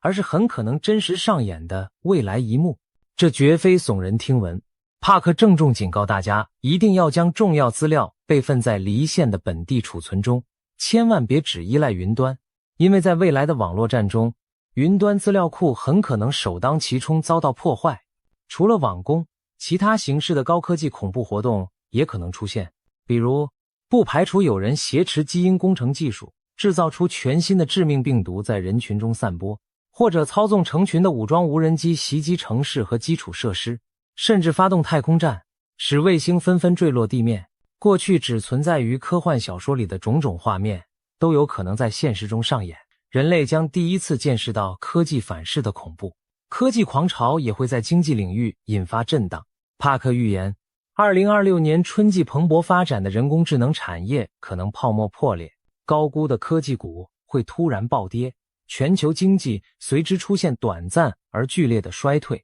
他甚至预测，一种主要的加密货币价格将崩盘式下跌高达 70%， 动摇投资人对整个虚拟货币市场的信心。硅谷等科技重镇或将掀起裁员潮，创投圈的繁荣神话瞬间熄火。虽然这场经济低迷可能是短暂的，但它将暴露全球金融体系深层的构造性缺陷，预示更大的重置在酝酿之中。社会方面，帕克也看到了经济压力和文化冲突引发的民众抗议浪潮。在一些西方国家，随着生活成本飙升和移民问题激化，可能出现大规模的示威骚乱，甚至引发宪政危机。就连英国这样老牌民主国家也难逃动荡。帕克认为英国将因金融动荡导致执政党内斗，政府垮台改选，同时多座城市爆发反移民骚乱和宗教极端对立。在欧洲其他地区，也许会冒出一位主张禁止某宗教的领袖人物，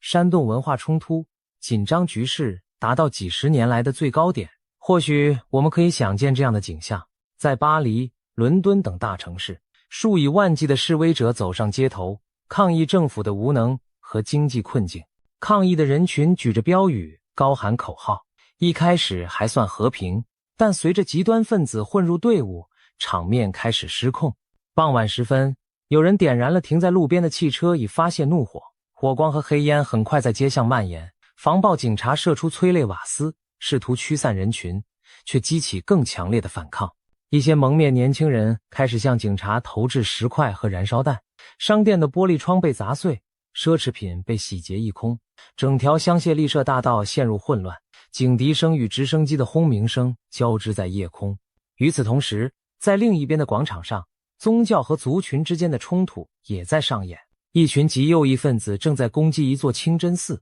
高喊排外的口号，而当地穆斯林社群则组成人墙，试图保护他们的礼拜场所。双方僵持不下，很快演变成肢体冲突，甚至流血事件。警方人手严重不足，只能眼睁睁看着多起冲突同时在城市各处爆发。这种种景象彷佛把社会撕裂成对立的阵营，让整个欧洲陷入几十年未见的紧张状态。至于美国，尽管帕克未详述，但从种种迹象看来，美国国内的政治极化与种族矛盾也可能在未来几年引发罕见的动荡。一场经济衰退和社会撕裂的夹击，足以让任何国家陷入混乱。由此展望，当战争、经济、社会三重危机交织，我们不禁要问，是否真有一只无形之手在将人类推向毁灭的边缘？好在黑暗中仍有亮光闪烁。帕克并非孤独地发出警告，他还特地请教了远在南亚的神秘智者们，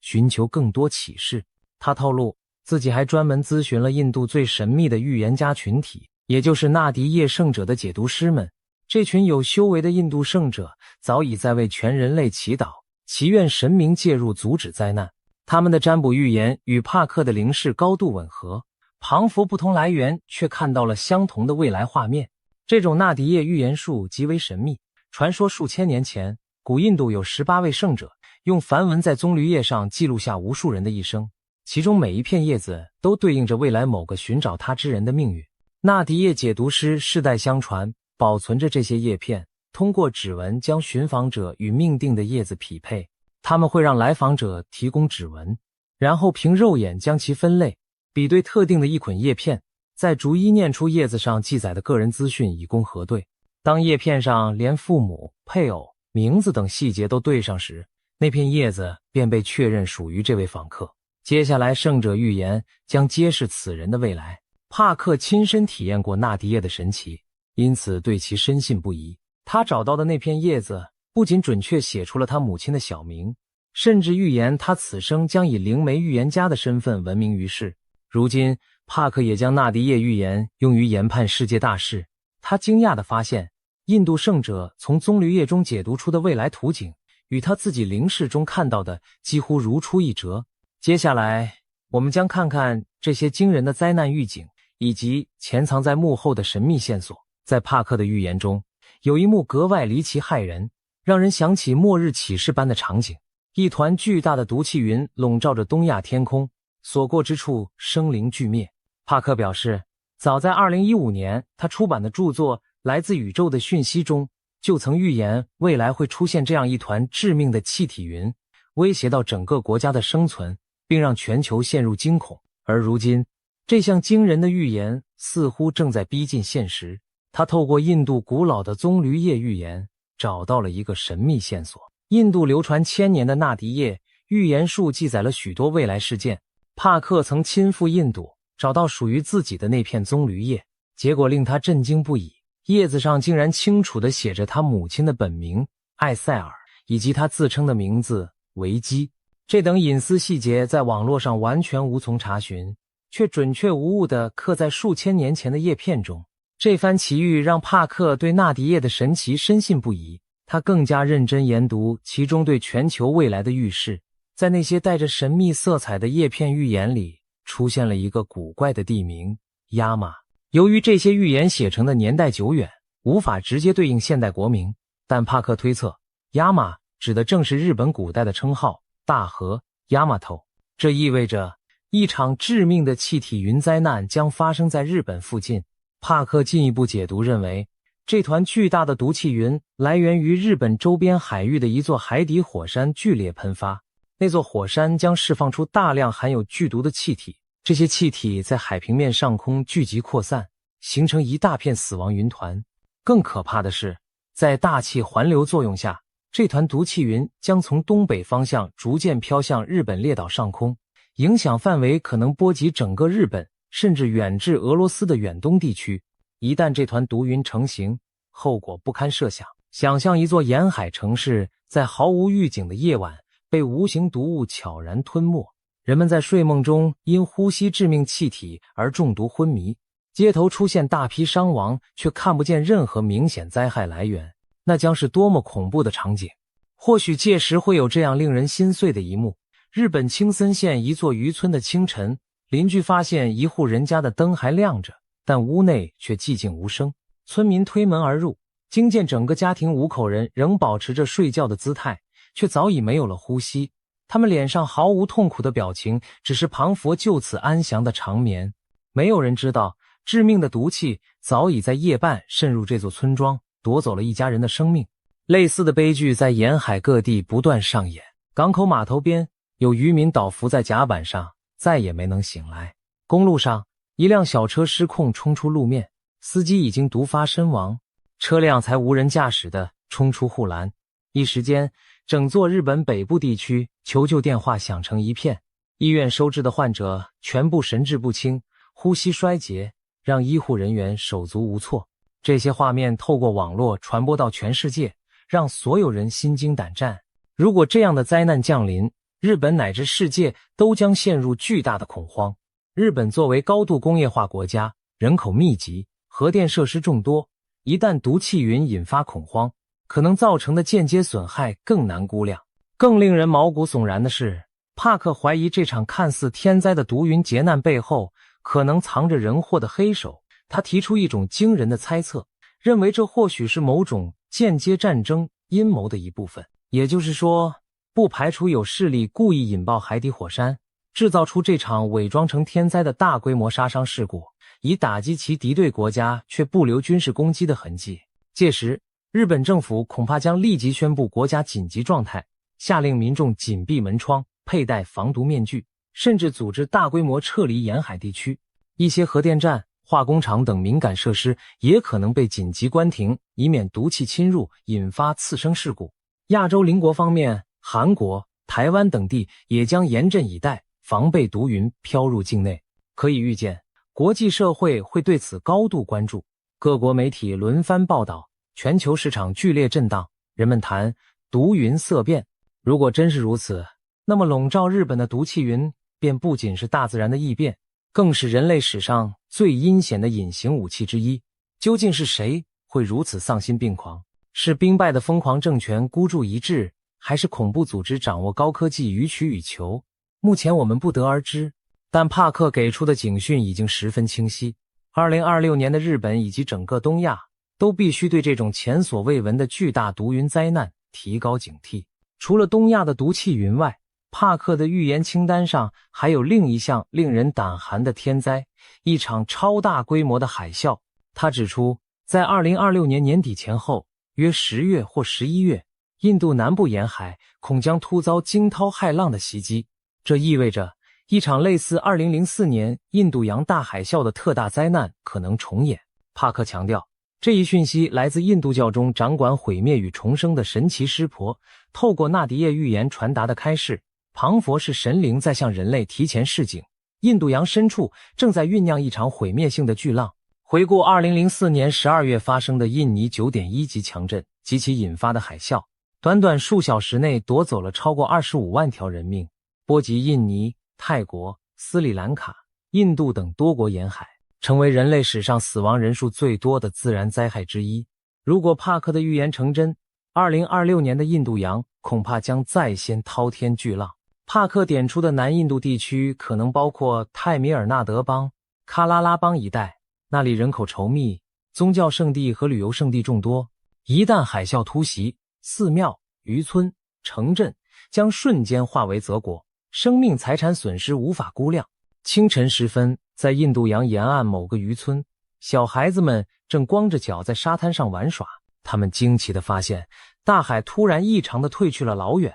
海岸线露出许多五颜六色的珊瑚礁和鱼群。一些大人见状还兴奋地跑下去捡拾罕见的鱼虾。然而经验丰富的老渔民意识到了危险的信号，他大喊着让大家远离海滩，自己则奋力拉着孙子的手往高处跑。就在这时，远处海天交界处隐约出现了一道白线，并以极快的速度向岸边推进。巨浪正铺天盖地袭来，短短几分钟内，那道白线变成了一堵高达20-30米的水墙，夹带着雷鸣般的巨响撞上海岸。刚刚还在沙滩上的人们连尖叫声都来不及发出，便被巨浪吞噬卷走。整个村落顷刻间瓦解，房屋被洪流冲毁，树木连根拔起，渔船像玩具般被抛向内陆。待巨浪退去，原本站立着的村庄只剩下一片泥泞废墟，孤零零的残垣断壁和散落的生活用品诉说着刚刚发生的惨剧。类似的场景在南亚无数沿海地区上演，生者目睹着大自然可怖的威力，痛哭着寻找亲人的踪迹，整个世界为之震惊。或许在巨浪来临前，人们会看到一些异常征兆，例如海水罕见的迅速退去，海岸线裸露出平日看不到的海床，动物们变得狂躁不安，成群结队往高处迁移。然而即便如此，能及时逃离的人恐怕仍是少数。巨浪将以迅雷不及掩耳之势席卷而来，把岸边的一切卷入毁灭的漩涡。对于南亚来说，这将是一场前所未有的浩劫。值得庆幸的是，这些令人心惊的预言并不代表绝对的命运。帕克也为我们指出了时间上的警讯，以便人类提前做好准备。他示警，2026年4月15日至11月15日之间是极度危险的时期，全球处于天灾人祸的高峰期，其中尤其要留意8月12日的新月之夜。那天木星、太阳与月亮将汇聚在巨蟹座，形成特殊星象。在帕克看来，这是个必须严加防范的引爆点。或许就在那前后，某场重大事件会被触发，无论是战争冲突还是自然异变，都可能在8月中旬达到高潮。我们不妨大胆猜想，也许日本海底火山的毒气云会选在盛夏喷发，或者战场上会发生某次攸关全局的行动。总之，那晚的天象似乎在警告着人类，务必要提高警惕，小心度过这段危险时日。细数帕克对2026年的一连串惊人预言，我们彷佛见到了未来世界的动荡图景。那画面中，战火在东西方此起彼伏，集权政权相继垮台，经济与科技陷入混乱，自然灾害连环爆发，整个地球彷佛被黑暗的风暴所笼罩。然而正如开头所说，帕克并非在宣扬无望的末日论，他的预言隐含着更深的用意。黑暗并非最终结局，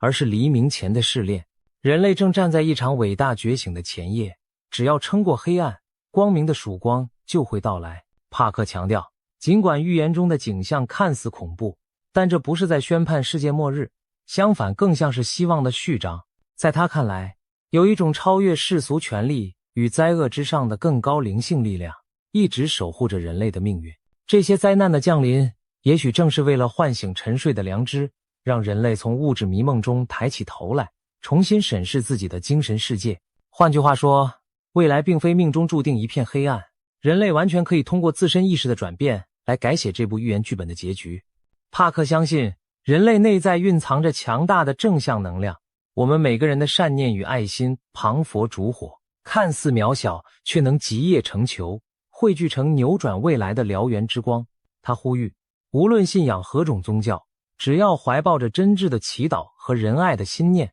这股集体正向意识就能减轻灾难的冲击，甚至抵消劫难带来的负面影响。人类的本质其实都是光明的生命，只是暂时被无明遮蔽了双眼。在全球性的考验面前，灵性的团结将是改变一切的最强大武器。只要我们彼此扶持，用爱与慈悲连结成一道坚不可摧的心灵防线，再肆虐的风暴也终将平息。那么2026年等待我们的究竟是毁灭还是重生？预言终究只是预言，真正决定未来走向的是我们人类自己。帕克的警钟已经敲响，接下来每个人如何选择行动，将共同编织出明天的图景。如果我们因恐惧而绝望，那么预言中的黑暗结局或许会成为现实。但如果我们选择希望与团结，并积极以善念和智慧应对挑战，也许灾难的命运就会被改写。我们宁可相信后者，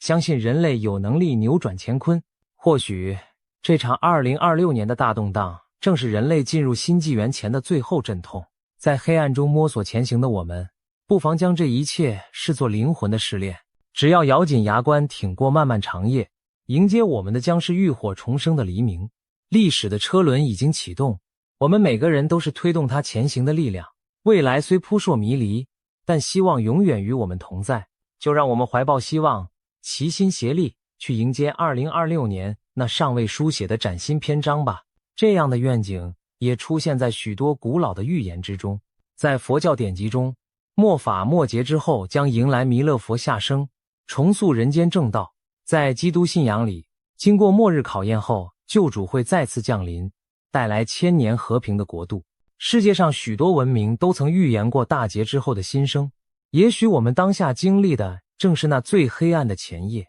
而黎明前的微光已隐隐出现在地平线上。就在2026年1月下旬，北京爆出一则震撼消息，中共军队的2号人物，中央军委副主席张又侠被突然宣布调查落马，据传他的家人也一同被带走调查。这个消息瞬间引发海内外哗然，因为张又侠并非普通将领，而是习近平多年来最亲信的铁杆兄弟之一，更是军中资历最深、实战经验最丰富的上将。一位位高权重的军委副主席竟然被抓，这在中共体制内可谓石破天惊。不少观察人士第一反应就是，北京高层是否正在上演一场惊心动魄的权力斗争？是否出现了传闻中的政变未遂？事实上，关于张又侠出事的传闻，在官方公告前几天就已经在网络上流传开来，一时间各种小道消息满天飞。有人说他涉及严重贪腐被拿下，有人则认为更大的内幕是军中发生了兵变政变。更令人瞠目的是，美国前国防情报局局长福林将军都在社交媒体上关注此事。他转发消息称，突发，中共内部似乎发生类似政变的巨大动荡，种种迹象让张又侠被抓不再只是反腐个案，而像是北京高层博弈撕裂的一角，一场暗流汹涌的现实版权力的游戏正在上演，而且似乎进入了最血腥残酷的终章。张又侠之所以位置特殊，除了他军阶仅次于习近平之外，还因为他的背景和习家渊源颇深。据悉，习近平的父辈与张家交情匪浅，因此习对张又侠一直十分信任，把持军权也倚重于他。然而如今连这样最核心、最亲近的自己人都遭到整肃，意味着中南海内斗已经杀红眼，六亲不认。在20届中央军委7名委员中，如今除习近平本人外，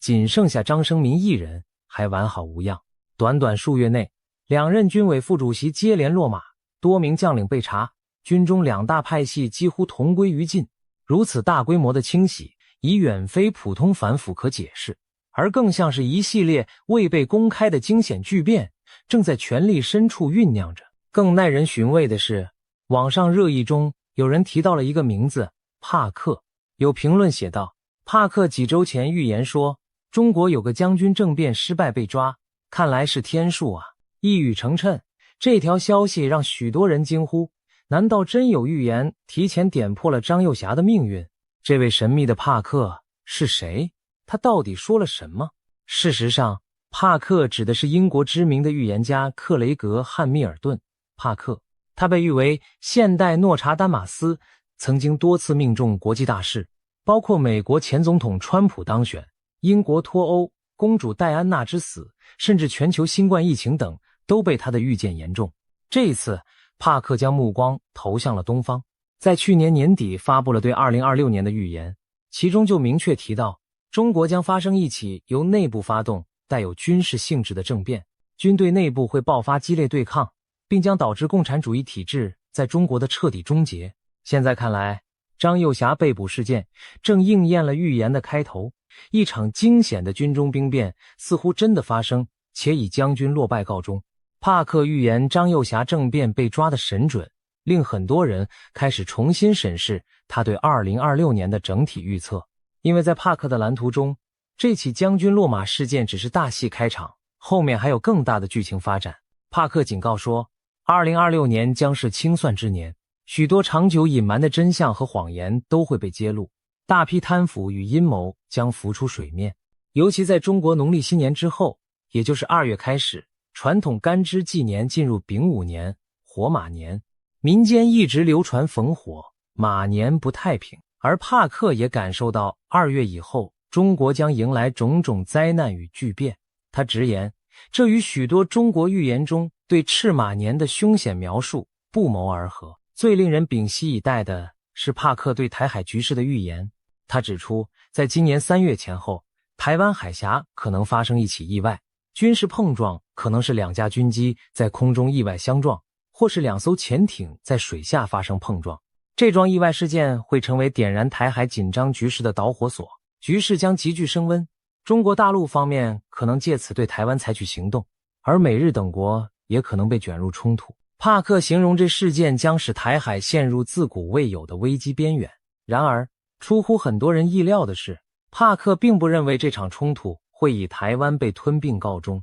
相反，他强调台湾不会被中国征服，真正走向崩溃的将会是中共政权本身。在帕克的远见中，台海冲突如同一面镜子，照出的是中国内部的脆弱。中国将因这场冲突遭受严重的经济重创和社会动荡。一方面，对外战事拖累经济，国际制裁与资本外流令中国经济雪上加霜；另一方面，战争挫败打击了中共高层的权威，军中早已潜伏的不满情绪可能再度爆发。帕克预言，习近平的权力将受到前所未有的挑战，他甚至可能被迫退出权力核心。随着局势失控，中共集权统治将走向瓦解。帕克用了一个生动的比喻，中共政权的崩溃将如同冰川式崩塌，起初出现一道道裂缝，随后突然整体坍塌，且不可逆转。更令人惊叹的是，帕克进一步预见了一幅中国未来的蓝图。中共垮台后的中国可能4分5裂，分裂成许多较小的国家或自治区，最终形成类似欧盟那样的邦联体制。届时，中国各地区将实行更民主的制度，边境开放，人们能够自由往来和贸易。这听起来仿佛天方夜谭，但帕克信心十足地表示，2026年将是中共崩解的关键转折点。对于长期被集权统治桎梏的中国人民来说，或许黎明前的黑暗已经降临，黑暗之后迎来的将是曙光。当然，帕克的预言再精彩，也毕竟只是预言。我们不得不问，真的会有如此戏剧性的剧本在现实上演吗？一位将军落马似乎印证了开头，但随后的台海风暴与政权崩解是否会如期而至？帕克的支持者认为他的预言一再应验，这次也许不会例外。也有人质疑这过于乐观，毕竟中共势力依然强大，不可能瞬间土崩瓦解。正当人们将信将疑之际，来自另一个国家的神秘预言也开始发酵，而且同样指向了3个月内台海开战的惊人结论。这位预言家就是最近在亚洲爆红的泰国女神算普莱。3个月内，中国与台湾将开战。当泰国占卜师普莱 Play 在节目中抛出这句惊人的断言时，所有观众都屏住了呼吸。普莱是一位年轻的泰国女预言家，近年因多次命中重大事件而声名大噪。最出名的是她提前预言了2025年缅甸将发生强烈地震，结果那年果然缅甸遭遇罕见大地震，令她一夜之间成为家喻户晓的神准预言家。如今，普莱将目光投向了2026年，她的预测更是让人背脊发凉。今年上半年将极度凶险，火灾、水灾、战争可能交错上演。而在众多警示中，最引人注目的就是他点明3个月内 C 国和 T 国会爆发战争，也就是暗指中国与台湾可能在最近3个月内开打。普莱强调2026年的第一季将是关键，他在占卜中看见有许多大事将在年初连环爆发，且彼此影响，直接牵动着全球政局和地缘局势。他甚至反复强调头3个月非常关键，很多事情会同时爆出，听上去仿佛是一场无法阻挡的连环灾难。在这短短数月的高风险期内，台海无疑是最大火药库之一。普莱没有详述战争如何引发，但他语气笃定地预言冲突几乎无可避免，而且极可能就是在未来数周至1-2月内突然爆发。这个时间点恰好与帕克所说的3月敏感期高度吻合。两位素不相识的预言家不约而同将世界末日般的剧情安排在了相近的时间窗口，难道真是冥冥中自有安排？除了直接的战争警告，普莱还透露了一些耐人寻味的线索。他在节目中神秘地提到，今年上半年千万别去某些地方旅游，并只给出了3个英文字母提示 HJT， 这让观众陷入疯狂猜测 HJT 究竟代表哪3个地点。许多人第一反应联想到亚洲的高旅游热度地区， H 可能是 Hong Kong 香港， J 是 Japan 日本， T 则是 Taiwan 台湾。理由也很直观，这3地航班密集，人潮众多，且今年局势敏感，若真有战争或恐怖事件，这些地方最让人担心。果不其然，香港、日本、台湾正好对应中国内部动荡。香港靠近中国南部，美日涉入，日本卷入台海，以及战争主角台湾本身。如果普莱的暗示没错，那他实在是委婉地说出了别靠近战争将临的区域这一层意思。虽然也有人辩称 HJT 未必指国家，可能是某些航空枢纽城市的缩写，但无论如何，这个离奇的 HJT 警告已在网上引发恐慌讨论。许多人决定今年暂缓赴港，日台的旅行计划，只为求个心安。更骇人的是，普莱的预言并不仅限于战争，在他眼中，战争甚至不是2026年最可怕的灾祸。他直言，今年全球还可能出现比战争更令人生畏的东西——瘟疫。普莱形容他在灵视中看到了一种前所未见的全新病毒，它结合了古老病毒的特性与人为实验的产物，传染性极强，绝非自然产生。他说这场疫病将以2026年为开端，其本质是一场隐形战争，因为它其实源自实验室泄漏，这让人不寒而栗。难道我们将面临新一波人为灾难？更糟的是，普莱预计疫情高峰不会在今年，而是2028年至2030年才真正爆发。换言之，2026年只是序幕，未来几年人类或将深陷一场比新冠更恐怖的大瘟疫。他甚至说，他从冥冥中感受到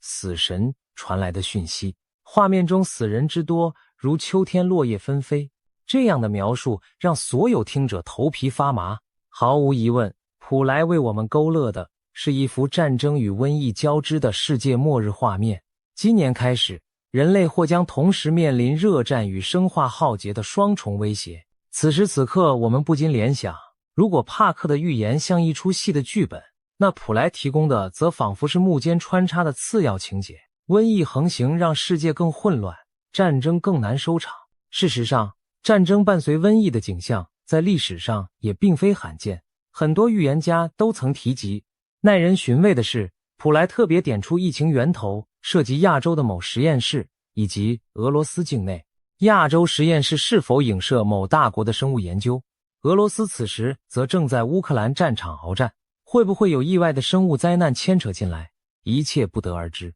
但普莱所说的隐形战争非常契合近期的阴谋论焦点。有人担心大国之间会不会释放新病毒作为非常规武器。如果台海战争爆发，国际对峙白热化，这种骇人情节恐怕也不能完全排除。当然，冷静下来分析，普莱的这些预言目前都还停留在警示阶段。正如一些理性的网友所说，预言毕竟不是正式预报，听听可以，别过度恐慌。但宁可信其有，不可信其无。提早做好准备总不是坏事。泰国文化里也相信提前示警并加强防范，或许反而能让坏事不发生。所以普莱才苦口婆心提醒大家，多备应急物资、粮食，未雨绸缪。对于我们普通人而言，面对如此骇人的预言，最好的心态莫过于居安思危，希望战争与瘟疫都不要降临。但我们也要有最坏的心理预期，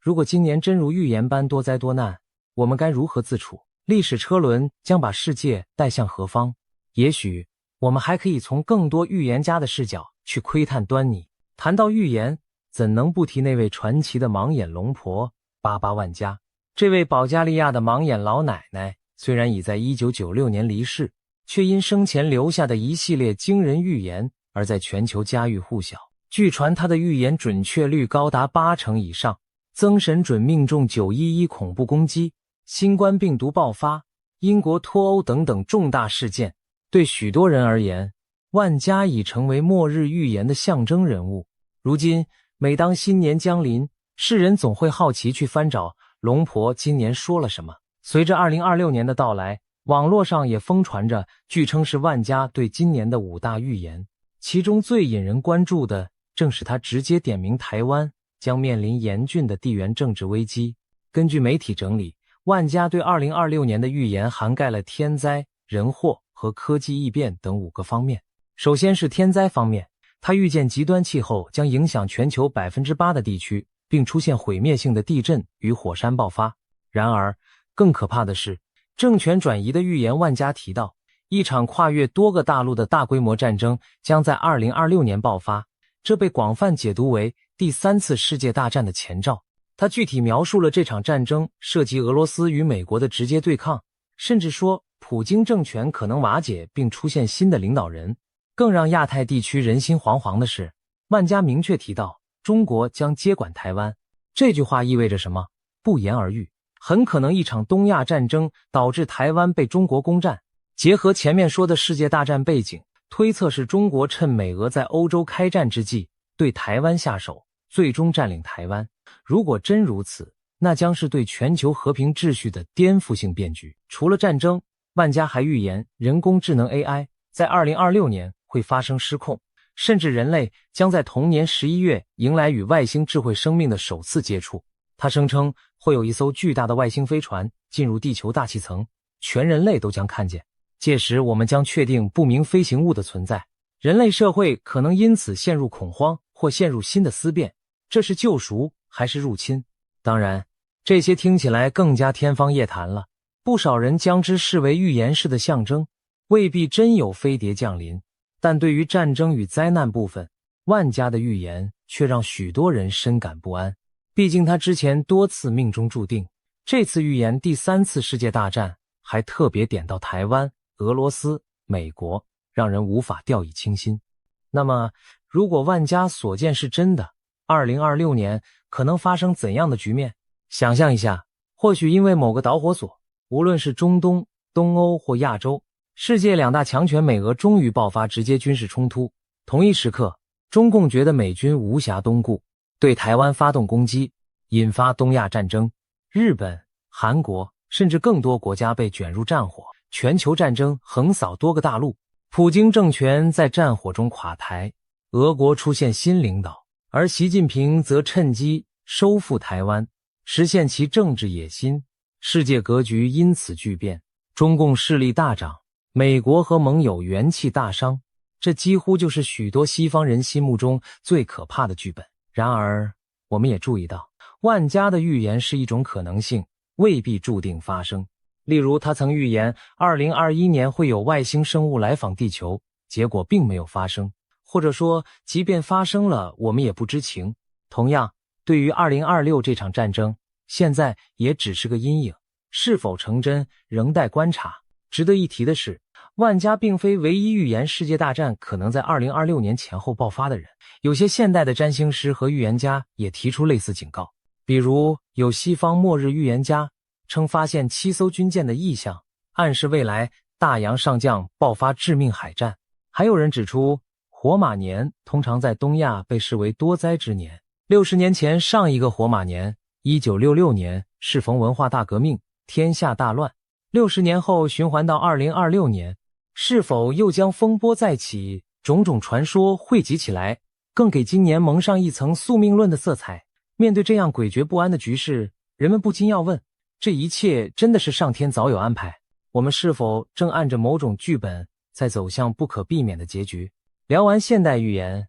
不妨把目光转向历史上最负盛名的先知16世纪法国的诺查丹马斯。这位预言诗人在400多年前铸就的百诗集，暧昧隐晦却奇异地预示了后世许多事件。人们常说他预言了911、恐袭和新冠疫情等，虽然是事后穿凿，但也反映出诗句的确切和现实。随着年份来到诺查丹，马斯从未明示却暗藏玄机的2026年，许多研究者开始重新审视他诗集中与26有关的篇章。惊人的是，他在百诗集第7卷第26首诗中提到了致命海战7艘船的场景。专家解读，这极可能隐喻着在海上爆发的军事冲突，而诗中所指的7艘船很可能象征南海及周边海域拥有主权争议的7个政权。一一对应下来，他们正是中国大陆、台湾、越南、马来西亚、汶莱、印尼、菲律宾7方势力。南海之争近年剑拔弩张，倘若未来擦枪走火，牵涉的确实是这7方。诺查丹马斯数百年前就写下讲帆船围绕7艘船引爆致命战争的诗句，让人不寒而栗。这和当下台海、南海危局何其相似。诺查丹马斯诗中还有几处编号为26的段落也被翻出细细琢磨，其中有一首第1世纪第26首写道：伟大之人将在白昼被雷霆击倒。这被一些人解读为会有重要的政治领袖在光天化日之下突然遭遇不测，不是被暗杀便是政权骤然垮台，好比半空一道霹雳击倒巨人。联想到当前局势，谁可能是那个白昼被雷击的伟人？是久居高位的独裁者吗？还是哪国掌权者？难道映射的正是上述预言中提到的普京或习近平？或者两者皆是，各自在东西方舞台谢幕，诗句语言不详，但留给世人无限联想空间。同一首诗中还出现蜂群的意象，阴谋论者将蜂群比作狂热的群众或极权意识形态的扩张。蜂拥而至的蜜蜂令人联想到遍布全球的极端主义，或者某种具有群体思维的政治狂热。在当代，这或许可指极左或极右思潮的蔓延，也可能典喻中共在全球扩张影响力。因为蜜蜂象征黄色帝国，中共常被反贼称为赤色蜂群吗？虽是戏言，但不妨一提。当然，这些都只是现代人的附会。然而诺查丹马斯反复提及战争、天灾、暴政的景象，本身就折射了人类对未来的不安。值得注意的是，诺氏的预言诗总给人留有余地，他从未把年份明确写出，而是以诸如第 X 世纪第 X 首的编号及模糊的天象日期来引指时间。2026年被众人热议，只是因尾将26号诗对应到年份。实际上，预言诗句虽无法作为确切的未来指南，但其对战争、天灾与政治动荡的描述，恰投射当代人对地缘政治的焦虑。换言之，预言的实现与否，有时也是我们人类自己集体焦虑的写照。你相信会乱，可能就真的朝乱的方向努力了。把诺查丹马斯的预言与前面帕克、普莱、万家几位对照，我们发现一件有意思的事：几个不同时代、不同文化的预言竟隐约描绘出相近的图景。诺是说7国征战，万家说世界大战、美俄决战、台湾沦陷，帕克说台海撞击引发冲突，中共崩解，普莱说3个月内开战，大灾将起。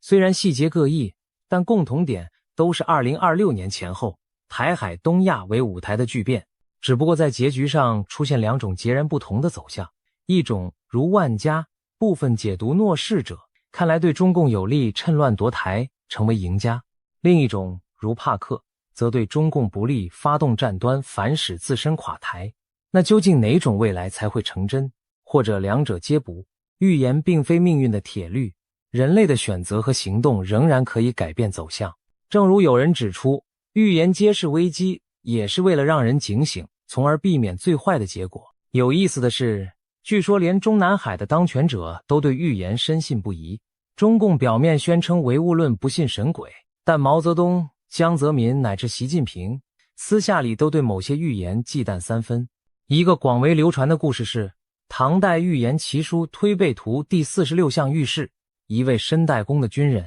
将推翻当今帝王。习近平据传对此坐立不安，因为解读者认为代公军人指姓名中含有公字偏旁的人。最早他疑心火箭军箭必有功，有异心，于是大肆清洗，导致火箭军将领去年几乎全军覆没。接着他又把怀疑目光投向了张幼霞，因为张字本就有公字，霞字右半边形似夹攻，一种强弩，更隐含建功之意。难道这就是张幼霞悲剧命运的一个原因？习近平宁可信其有，先下手为强，逮捕了被预言暗示的代公者，以绝后患。但是推背图的奥妙在于多解性，有人大胆提出另一种解读，申代公的军人其实指的正是习近平自己，因为繁体的习字上方是羽毛，像两张背对背的弓，还带剑，下方是个白字，恰应了诗句，只言我是白头翁。这位解读者认为，上天或许派习近平来扮演终结中共的角色，习近平将亲手毁掉共产党，只不过他有不同方式的选择。若这样看，张幼霞也好，别的将军也罢，都只是棋子。习近平的每一步抉择，其实都是在引领中共走向某种宿命。无论他试图阻止预言，还是不经意促成预言，最终都逃不出天意的网。宿命论也许过于悲观，但历史经验告诉我们，一个集权王朝在末期往往伴随疯狂和荒诞，内斗、自残、对外挑衅、天灾人祸，仿佛所有黑天鹅事件一起飞出。清朝晚期如此，苏联解体前也有类似征兆，现在的中共是不是也走到了这一步？今年开年以来，六中全会爆冷门，军头接连落马，高层行踪诡秘，中国经济持续探底，社会怨气沸腾，再加上国际上美中对抗加剧，台海风云诡谲，种种乱象交织，让人不禁联想到预言中描绘的末日景象。或许正因如此，我们才这么关注那些预言，希望从中找出一丝线索。然而，预言的意义不仅在于准确，更在于给我们提醒和省思。如果未来真如某些预言所示，我们是否有应对之策？而如果预言没有成真，我们是不是反而应该庆幸人类避免了一劫？对台湾而言，今年无疑是命运多舛的一年。最佳情况拨云见日，化险为夷；最坏状况不只要经受战火考验，甚至可能面临亡国危机。作为生活在这片土地上的人，我们唯有本着备战而不求战的态度，努力壮大自身，团结盟友，才能在风雨来袭时立于不败之地。预言让我们看见最坏的可能，但也让我们有机会提前调整方向，避免悲剧。回首古今，中外预言浩如烟海，真伪难辨，但当帕克、普莱、万加、诺查丹马斯这些互不相干的人都把危险的红线指向了当下的台海时，我们不能不心生警惕。也许真的有某种神秘的剧本正在背后编排着历史进程，也许只是人类集体潜意识的投射。然而无论如何，2026年的钟声已经敲响，一场看不见硝烟的较量或许早已打响。接下来的日子，我们每一个人都是这出历史大戏的见证者，甚至是参与者。我们能做的就是保持清醒与良知，在黑暗中守护心中的那点光亮。最后，不妨以一种超然的视角来审视，如果把历史比作一场游戏，预言者们仿佛剧透了大结局的一角，但真正书写结局的终究是人自己。也许多场风暴在所难免，但正如冰川崩塌前往往最寒冷黑暗，黎明前夜往往星光稀薄，风暴过后是新的天空，黑夜尽头有旭日初升。让我们怀抱希望，静待命运揭晓的时刻。同时也愿这些预言最终被证明只是虚惊，那或许是人类今年能迎来的最幸福结局了。战争也好，瘟疫也罢，都请远离我们热爱的世界吧，让未来的史书记录下2026年人类在悬崖边缘及时止步的一刻。希望终究战胜恐惧，理智终究战胜疯狂，让预言只是预言，让命运掌握在我们自己手中。我们先来想象一幅恐怖的画面，街头巷尾充斥着倒下的尸体，人们像秋天的落叶一样纷纷凋零倒地。这并非电影里的末日情节，而是泰国一位知名神算近期对2026年的可怕预言场景。他警告说，明年将有一种全新而极为致命的病毒在全球爆发，死难者多到仿佛落叶飘零。同时，他还暗示2026年某个以字母 M 开头的月份可能会发生大地震，甚至声称是死神亲口给了他这个线索。种种惊人的信息让人不禁毛骨悚然。难道世界末日真的要在2026年降临吗？今天我们就深入来聊聊这位泰国女预言家普莱所描述的未来图景，以及其他预言中对2026年的可怕警讯，看看这一年究竟为何被形容为人类命运的关键转折点。首先介绍一下普莱师傅的背景与预言实际。普莱在泰国被称为神级命理师，预测命中率据说高达80%。他原本隐退不再公开露面，但去年底突然复出，引起各界关注。为什么他的话这么有分量？因为他过去的许多惊人预言已被现实验证。举几个例子，普莱早在2024年底的一次访谈中就提醒大家2025年上半年在缅甸一带会发生强烈地震，甚至波及曼谷。结果2025年3月28日，缅甸果然发生了瑞士规模 7.7 的大地震，远在泰国曼谷的高楼都有明显震感。那次地震甚至导致曼谷一栋在兴建中的审计署大楼倒塌。巧合的是，普莱之前也警告过，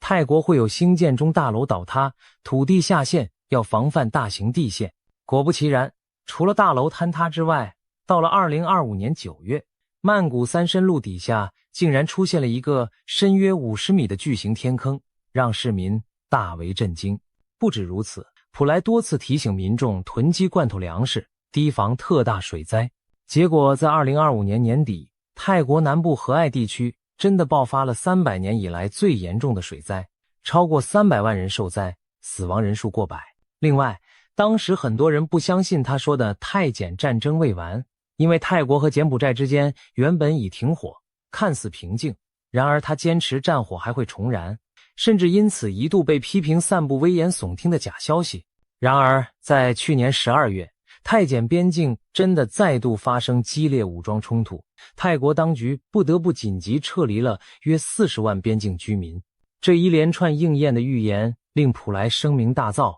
也让许多人开始正视他对未来的警告。带着这样的战绩，普莱在去年12月初重返公众视野，登上泰国电视节目，公布他对即将到来的2026年的一系列震撼预测。他形容2026年是火马年，将会是一个极其艰难的年份，乱象丛生，但或许也有机会在劫后重生。以下我们就按主题来看看普莱师傅对2026年的几大预言内容，其中涉及瘟疫、天灾、战争乃至外星人，可谓包罗万象而又触目惊心。首先是新型病毒大瘟疫，普莱把2026年称作一场隐形战争的开端。所谓隐形，其实指的就是看不见敌人的瘟疫肆虐。他警告说，一种全新的、极度可怕的病毒将在全球大流行，其恐怖程度远超我们过去所见的新冠疫情。这种病毒并非自然产生，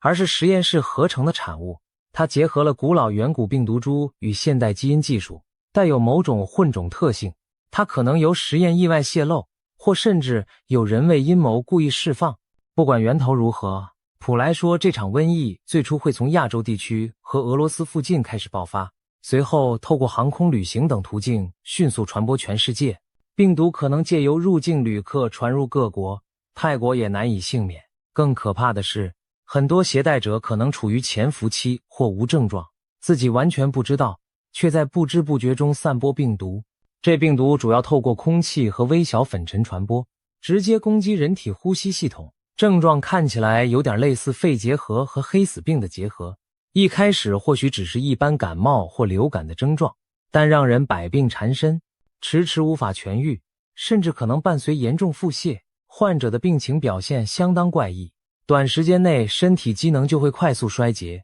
医生几乎束手无策，致死率极高。普莱形容说，这场疫情不一定需要全民长期居家隔离，或许传播速度未必像新冠那样迅猛全面，但在局部地区会出现极为骇人的景象，死人如花朵凋零，枯叶掉落般成群倒下，也就是开头所描绘的人们大批突然病亡的场面，让人生畏。届时某些城市可能真出现街上随处是倒闭之人的凄惨情景。更离奇的是，普莱提到在瘟疫流行期间，肉类食物可能会带有病毒而无法食用，也许病毒能够感染动物或透过肉类传播，所以届时人们被迫回归自然，改以蔬菜水果为主要食物来源，不敢再吃肉。大家仿佛回到了古代狩猎之前的农耕饮食时代。想象一下，那时候人们谈虎色变，连餐桌上的肉都不敢碰，只能啃菜叶为生，这种景象何其荒诞又凄凉。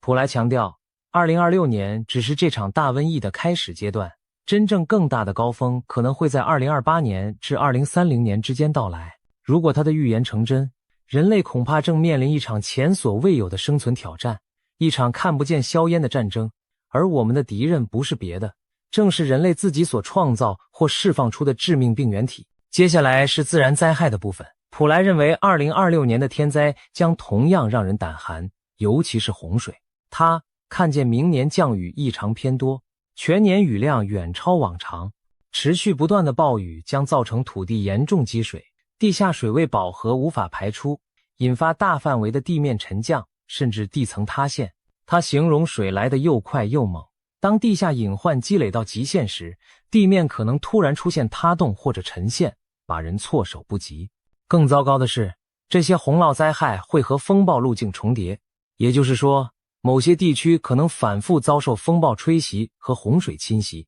一波未平，一波又起，一直到2026年底之前，洪水破坏力都可能达到可怕的程度。对当地人来说，这简直像连续被暴雨和洪水毁灭性的猛击。但奇怪的是，普莱说，这是件当地人会知道，但外地人会被屏蔽的事情。听起来仿佛灾情之严重可能被某种程度的封锁消息，不让外界立刻充分了解真相。或许他暗示灾区信息传递会受阻，外界低估了实际损失。无论如何，雨灾之烈在他眼中前所未见。泰国首都曼谷同样难逃天灾的考验。普莱指出，明年曼谷的湄南河等水位会上升，市区也可能淹水。不过他也带来一丝令人宽心的信息，曼谷的水虽来得快，但退得也快，不会长期积水成泽国。而且相较于泰国其他地区，曼谷的灾情反而算是轻的。他说，曼谷居民无需因此而恐慌，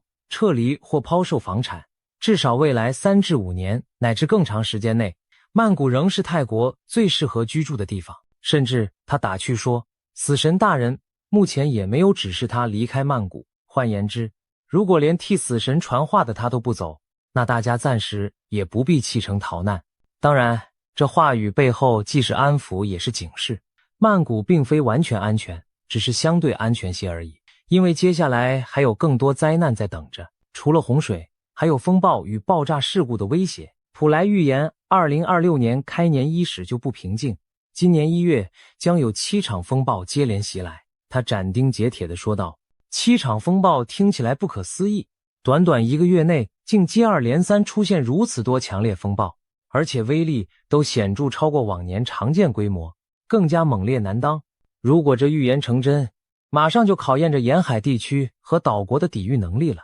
也许我们将目睹台风、热带气旋或强烈风暴潮频繁登陆，把原本喜庆的新年变成忙于救灾的噩梦。此外，在2025年底到2026年年初这段期间，普莱特别提醒大家提防一种非庆祝性的爆炸事件。他形容那感觉就像烟花爆竹般的炸裂声此起彼伏，但却不是在庆典中释放烟火，而可能是意外爆炸或恐怖袭击。尤其中国新年、跨年这种节庆将近时，人们松懈聚集之际，他担心某些社区内可能多发爆炸事故，这让人不由自主联想起那些年末年初常见的烟火意外、工厂气爆，甚至有人蓄意借节日人潮作乱等等情景。普莱没有细说爆炸的具体原因或地点，只是语带凝重地呼吁大家务必小心。值得庆幸的是，他同时表示，泰国应该不会出现整栋大楼倒塌这种级别的大灾难，这一点算是松了口气。毕竟他去年已经准确料到曼谷大楼坍塌事件。不过，小规模但致命的爆炸风险仍然存在，我们不能掉以轻心。最惊心动魄的预警之一，大地震与地质异动。普莱在采访中语出惊人地说，2026年的曼谷将发生地震。要知道，泰国本土平时并非高震区，曼谷更是少有强震。如果市中心真的来一场大地震，后果不堪设想。普莱表示，这次地震的震央会就在繁华的曼谷市区，可能是地底某处长期累积的能量终于在压力极限下释放出来。至于地震的严重程度，他坦言无法确定，但直觉非常可怕。主持人当场追问他能否给出具体日期或时间，普莱沉吟了一下，透露说这是死神大人给他的提示，提示只有2个字母 M 月。所谓 M 月是指在泰语中以字母 M 开头的月份，泰文里1月、3月、4月的月份名都以字母 M 起首，因此这3个月被他列为地震高风险期。也就是说，明年的正月、新历3月或4月，曼谷发生强震的几率特别高。然而，普莱话锋一转，又补充了一个神秘的线索，他看见在未来5到6个月内，地面会有某种物质冒出的奇异现象，推算大概会在2026年5月左右出现。他暗示到，大家需要特别警惕5月之后的那段 M 月期间。这听上去仿佛明示着，也许到明年5月前后，地下的火山或能量活动会有征兆浮现。一旦出现这种迹象，那接下来临近的一个 M 月、1月、3月或4月就极可能引爆大地震。有人猜测，他真正担心的时间点，也许是2026年下半年，甚至2027年初的某个 M 月。但普莱没有再进一步解释，只是把这谜一样的提示留给大家细思，仿佛死神已经在他的行事历上圈定了 M 月，准备在那时带走许多生命。无论如何，曼谷乃至泰国民众听闻此言，无不心头一凛。预言公布后，普莱也特别强调，他并非存心制造恐慌，而是希望透过提前示警来唤起大家的警觉，从而尽量减轻灾难带来的损失。他解释说，在泰国文化中，大声预警反而可能是一种化解灾祸的方法，因为当许多人对某个潜在危机有所准备，提前防范时，往往能透过人为努力减轻甚至避免最坏的结果。因此，他希望公众听了预言后，会主动去检查加固建筑物，做好防震防灾措施，而不是坐以待毙。也许正因为这份好意，死神才愿意把信息透露给他，好让众人提前有所行动吧。除了瘟疫与天灾，普莱对人祸和未知领域也有预言。他提到了泰国与柬埔寨之间的冲突和外星人话题。先说泰柬战争方面，普莱表示，目前泰国和柬埔寨虽维持着表面的停火，但战争远未真正结束。他预言最可怕的阶段将在2026年之后到来，战火延绵将孕育出众多英雄人物，但现在这些英雄大多尚未现身，因此冲突暂时还不会轻易画下句点。只有当所有该出场的英雄都出现并集结完毕时，战争才会迎来终局。不过那可能伴随着某些英雄的牺牲，或者有人失去重要的身体部位，比如在战争中致残。听起来仿佛史诗故事般的预言，让人浮想联翩。是否未来会有几位举足轻重的将领或领袖，在泰柬边境冲突中陆续登场，厮杀角逐？而战争的结局或许以他们其中一些人的阵亡告终。普莱没有明言这些英雄指的是谁，但他话里隐隐透着，这场邻国之战短期内难有胜负，反而可能愈演愈烈。想到泰柬都是我们亚洲的邻居，如果2026年之后那片土地硝烟再起，将有许多无辜生命卷入，这不免让人担忧。更让人瞠目的是关于外星人的警告。在节目中，主持人问道，要不要主动尝试跟外星文明联络？如果我们想寻求他们帮助或分享知识呢？没想到普莱严肃地摇头说，绝对不要轻举妄动。他明确表示，千万不要主动联系或向外星人提供任何信息，这是非常危险的行为。因为那等同于暴露我们人类自身的弱点给对方知道。他建议应该把外星人视为另一个国家，看待我们去不了他们那里，但他们却可以随时来到地球造访，而无任何障碍。换言之，人类在这场可能的星际接触中处于完全被动的地位，所以不能大意。更惊人的是，普莱声称外星人其实已经混迹在人群之中。他说从2026年开始，将有越来越多外星人隐居在泰国，尤其会出现在所谓阿尔法世代的年轻人中间。那些20多岁的天才人物，有些可能其实就是外星来客伪装的，比如以外国投资者、创业家的身份进入泰国社会，他们拥有极其超前的视野和知识。这段话几乎像科幻小说剧情，听上去仿佛未来我们身边某些卓越非凡的青年才俊其实并非地球土著，而是外星智慧生命的化身。至于他们来地球的目的何在，善意还是恶意，普莱没有细说，只是再三提醒不要轻易与未知的外星访客接触，否则人类可能因一时天真而招致难以预料的后果。纵观普莱师傅上述预言，2026年在人类面前展现了一幅灾难密布的图景，前有实验室病毒引爆全球瘟疫，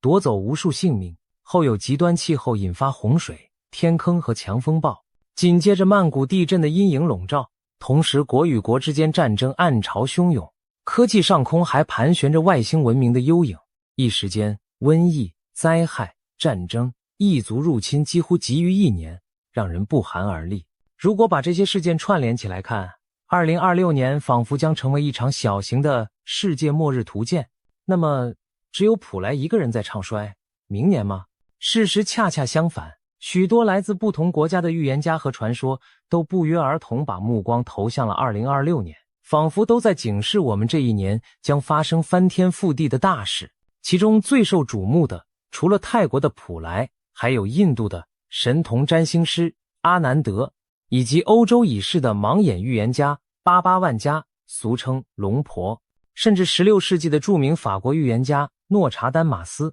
也被人从他布满谜团的诗句中解读出对2026年的惊人暗示。接下来，我们就将普莱的预言与其他末日先知的看法综合起来，比对看看这些不同来源是否在某些关键点上惊人的相似。先来看印度的预言神童阿南德。这位年仅19岁的印度青年，从小研习古老的吠陀占星术，据说曾准确预测新冠疫情、俄乌战争、台湾大地震等重大事件，因而拥有大批信众，被誉为世界上最年轻的灵性预言家。阿南德在他最新的星象分析中也强调，2026年将是人类文明一个重大的转折之年。他的说法和普莱如出一辙，都把明年视为巨变的开端。阿南德指出，根据占星推演，2026年前后天体运行有特殊的征兆，土星与拉胡，印度占星中的一个凶星将发生合相。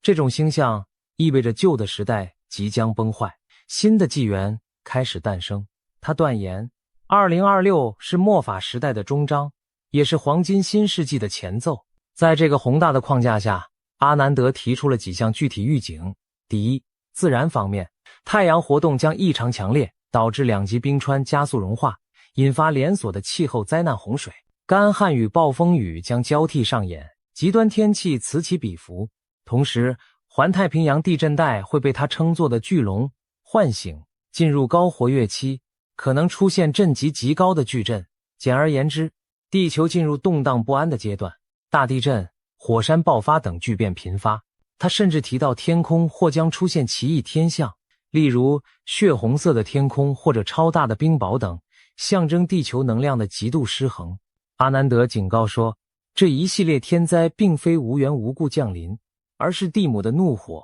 是人类长期贪婪破坏环境所触发的报复。第二，科技与社会方面，阿南德提出 AI 反噬人类的可能性。他认为2026年人工智慧的发展将暴露出灵性的空洞。如果人类过度依赖 AI 智能体，可能会反过来制约人类，甚至造成严重的社会危机，成为新时代最大的挑战之一。想象一下，如果某天银行、电力、交通、军事等关键系统都由失控的人工智慧掌管，我们的日常生活将多么脆弱。这听起来和科幻电影《魔鬼终结者》里天网叛乱的情节颇为相似，但如今越来越多现实迹象表明 AI 确实潜藏风险，不能不令人心惊。第三，地缘政治与经济方面，阿南德预见全球权力格局和经济秩序都将在明年迎来巨变。他认为西方主导的旧秩序会开始混乱衰退，美中关系日趋恶化，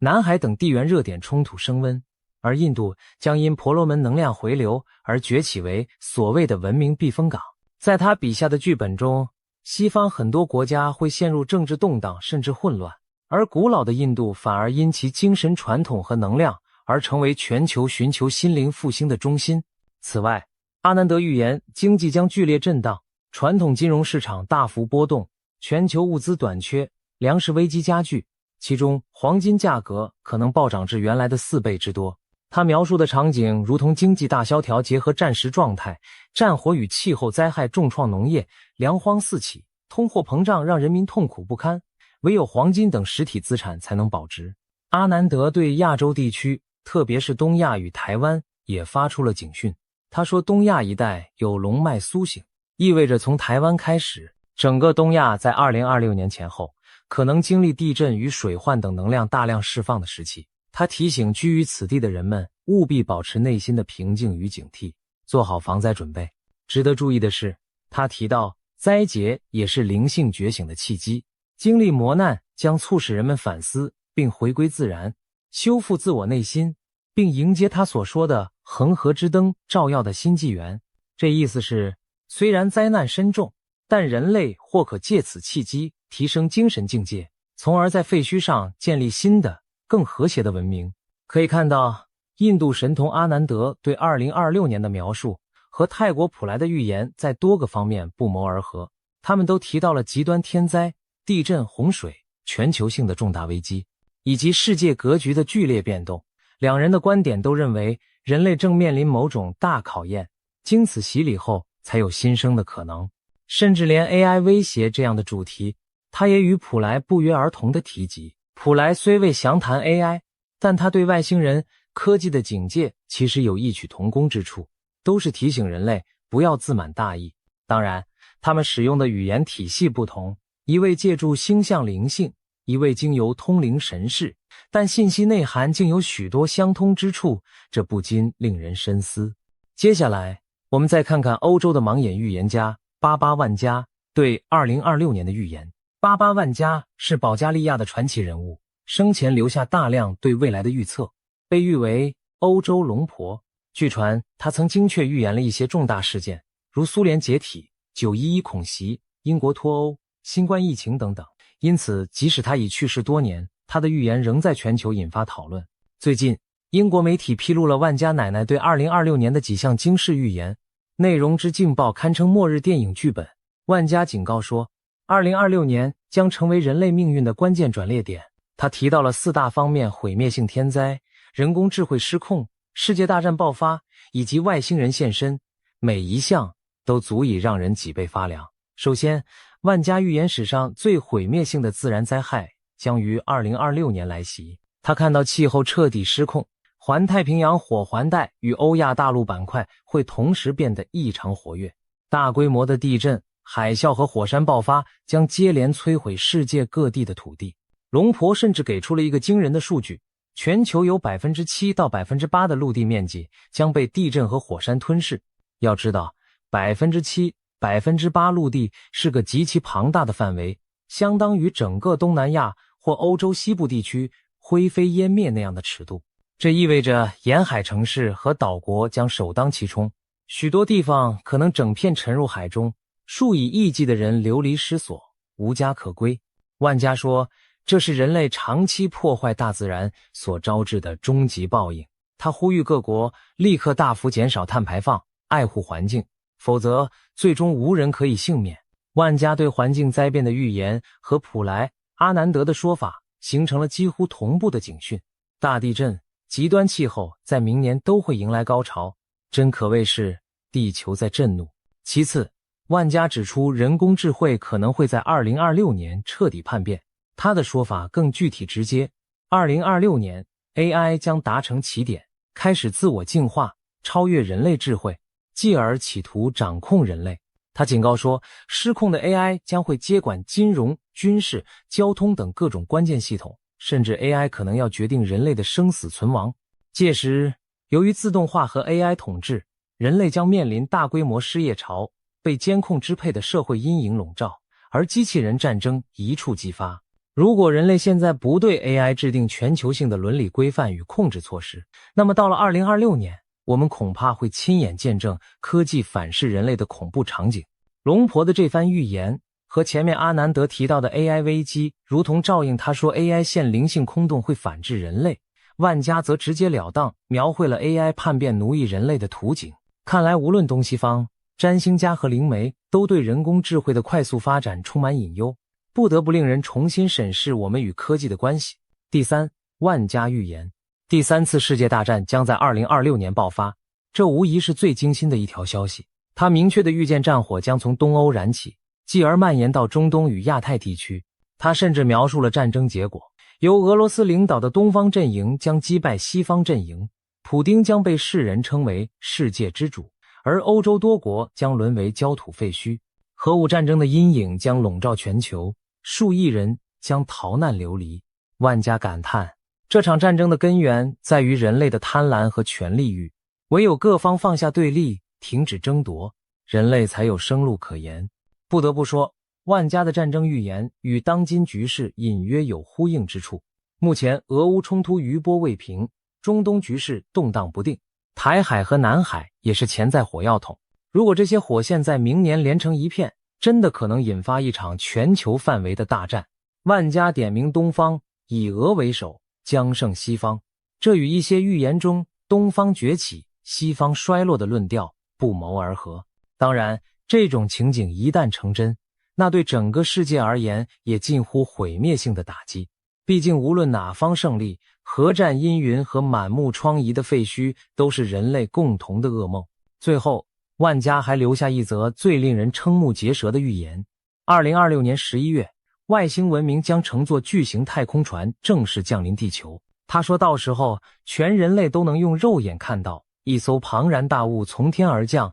进入地球大气层。这将是外星文明首次以如此直接、高调的方式与地球接触。消息一出，有人把它解读为人类的救赎，也有人视作外星入侵的开端。对此，龙婆的态度相对乐观一些。他表示，他们到来不是为了征服，而是为了提醒我们宇宙之广大，并非只有人类。这句话意味深长，似乎在暗示外星智慧，想让我们知道我们并不孤单，也许希望我们放下狂妄，正视宇宙中更高等的存在。不过，不管本意如何，如此公开的外星访客现身，肯定会引发全球恐慌与震撼吧。普莱劝诫不要主动联络外星人，而万家则说他们届时会主动降临，我们静观其变即可。两人的观点虽有细微差异，但都说明2026年的确是连外星人都登上舞台的一年。一旦真有巨型飞船出现在天空，那将是人类历史上一个无法忘却的时刻。值得注意的是，尽管万家的预言描绘了灾难深重的未来，他还特别强调2026年并非世界末日，而是人类必须彻底觉醒的一年。换句话说，他并不认为明年就是人类完全灭亡的终点，相反，它更像是决定命运走向的一个转折关口。如果人类能在各种极端挑战中汲取教训，深刻反省，也许还有机会避免真正的毁灭末日。这点和印度神童阿南德所说的非常相似，他称2026只是末法末节之期，之后将有新纪元可能诞生。同样，普莱在预言灾难的同时，目的也是为了让人们提前预防，自救自强，而不是坐等末日降临。综合泰国、印度、欧洲三方的预言，再辅以经典预言家的解读，我们可以发现很多关键信息惊人的相符。瘟疫、天灾、战争、AI 危机、外星接触，2026年在不同先知眼中都汇聚了这些元素，仿佛全世界的预言脉络在这一年汇成同一条洪流，奔向不知是毁灭还是重生的未来。就连以隐晦难懂著称的诺查丹马斯，其爱好者们也声称在他留下的4行诗中找到了对2026年的暗示。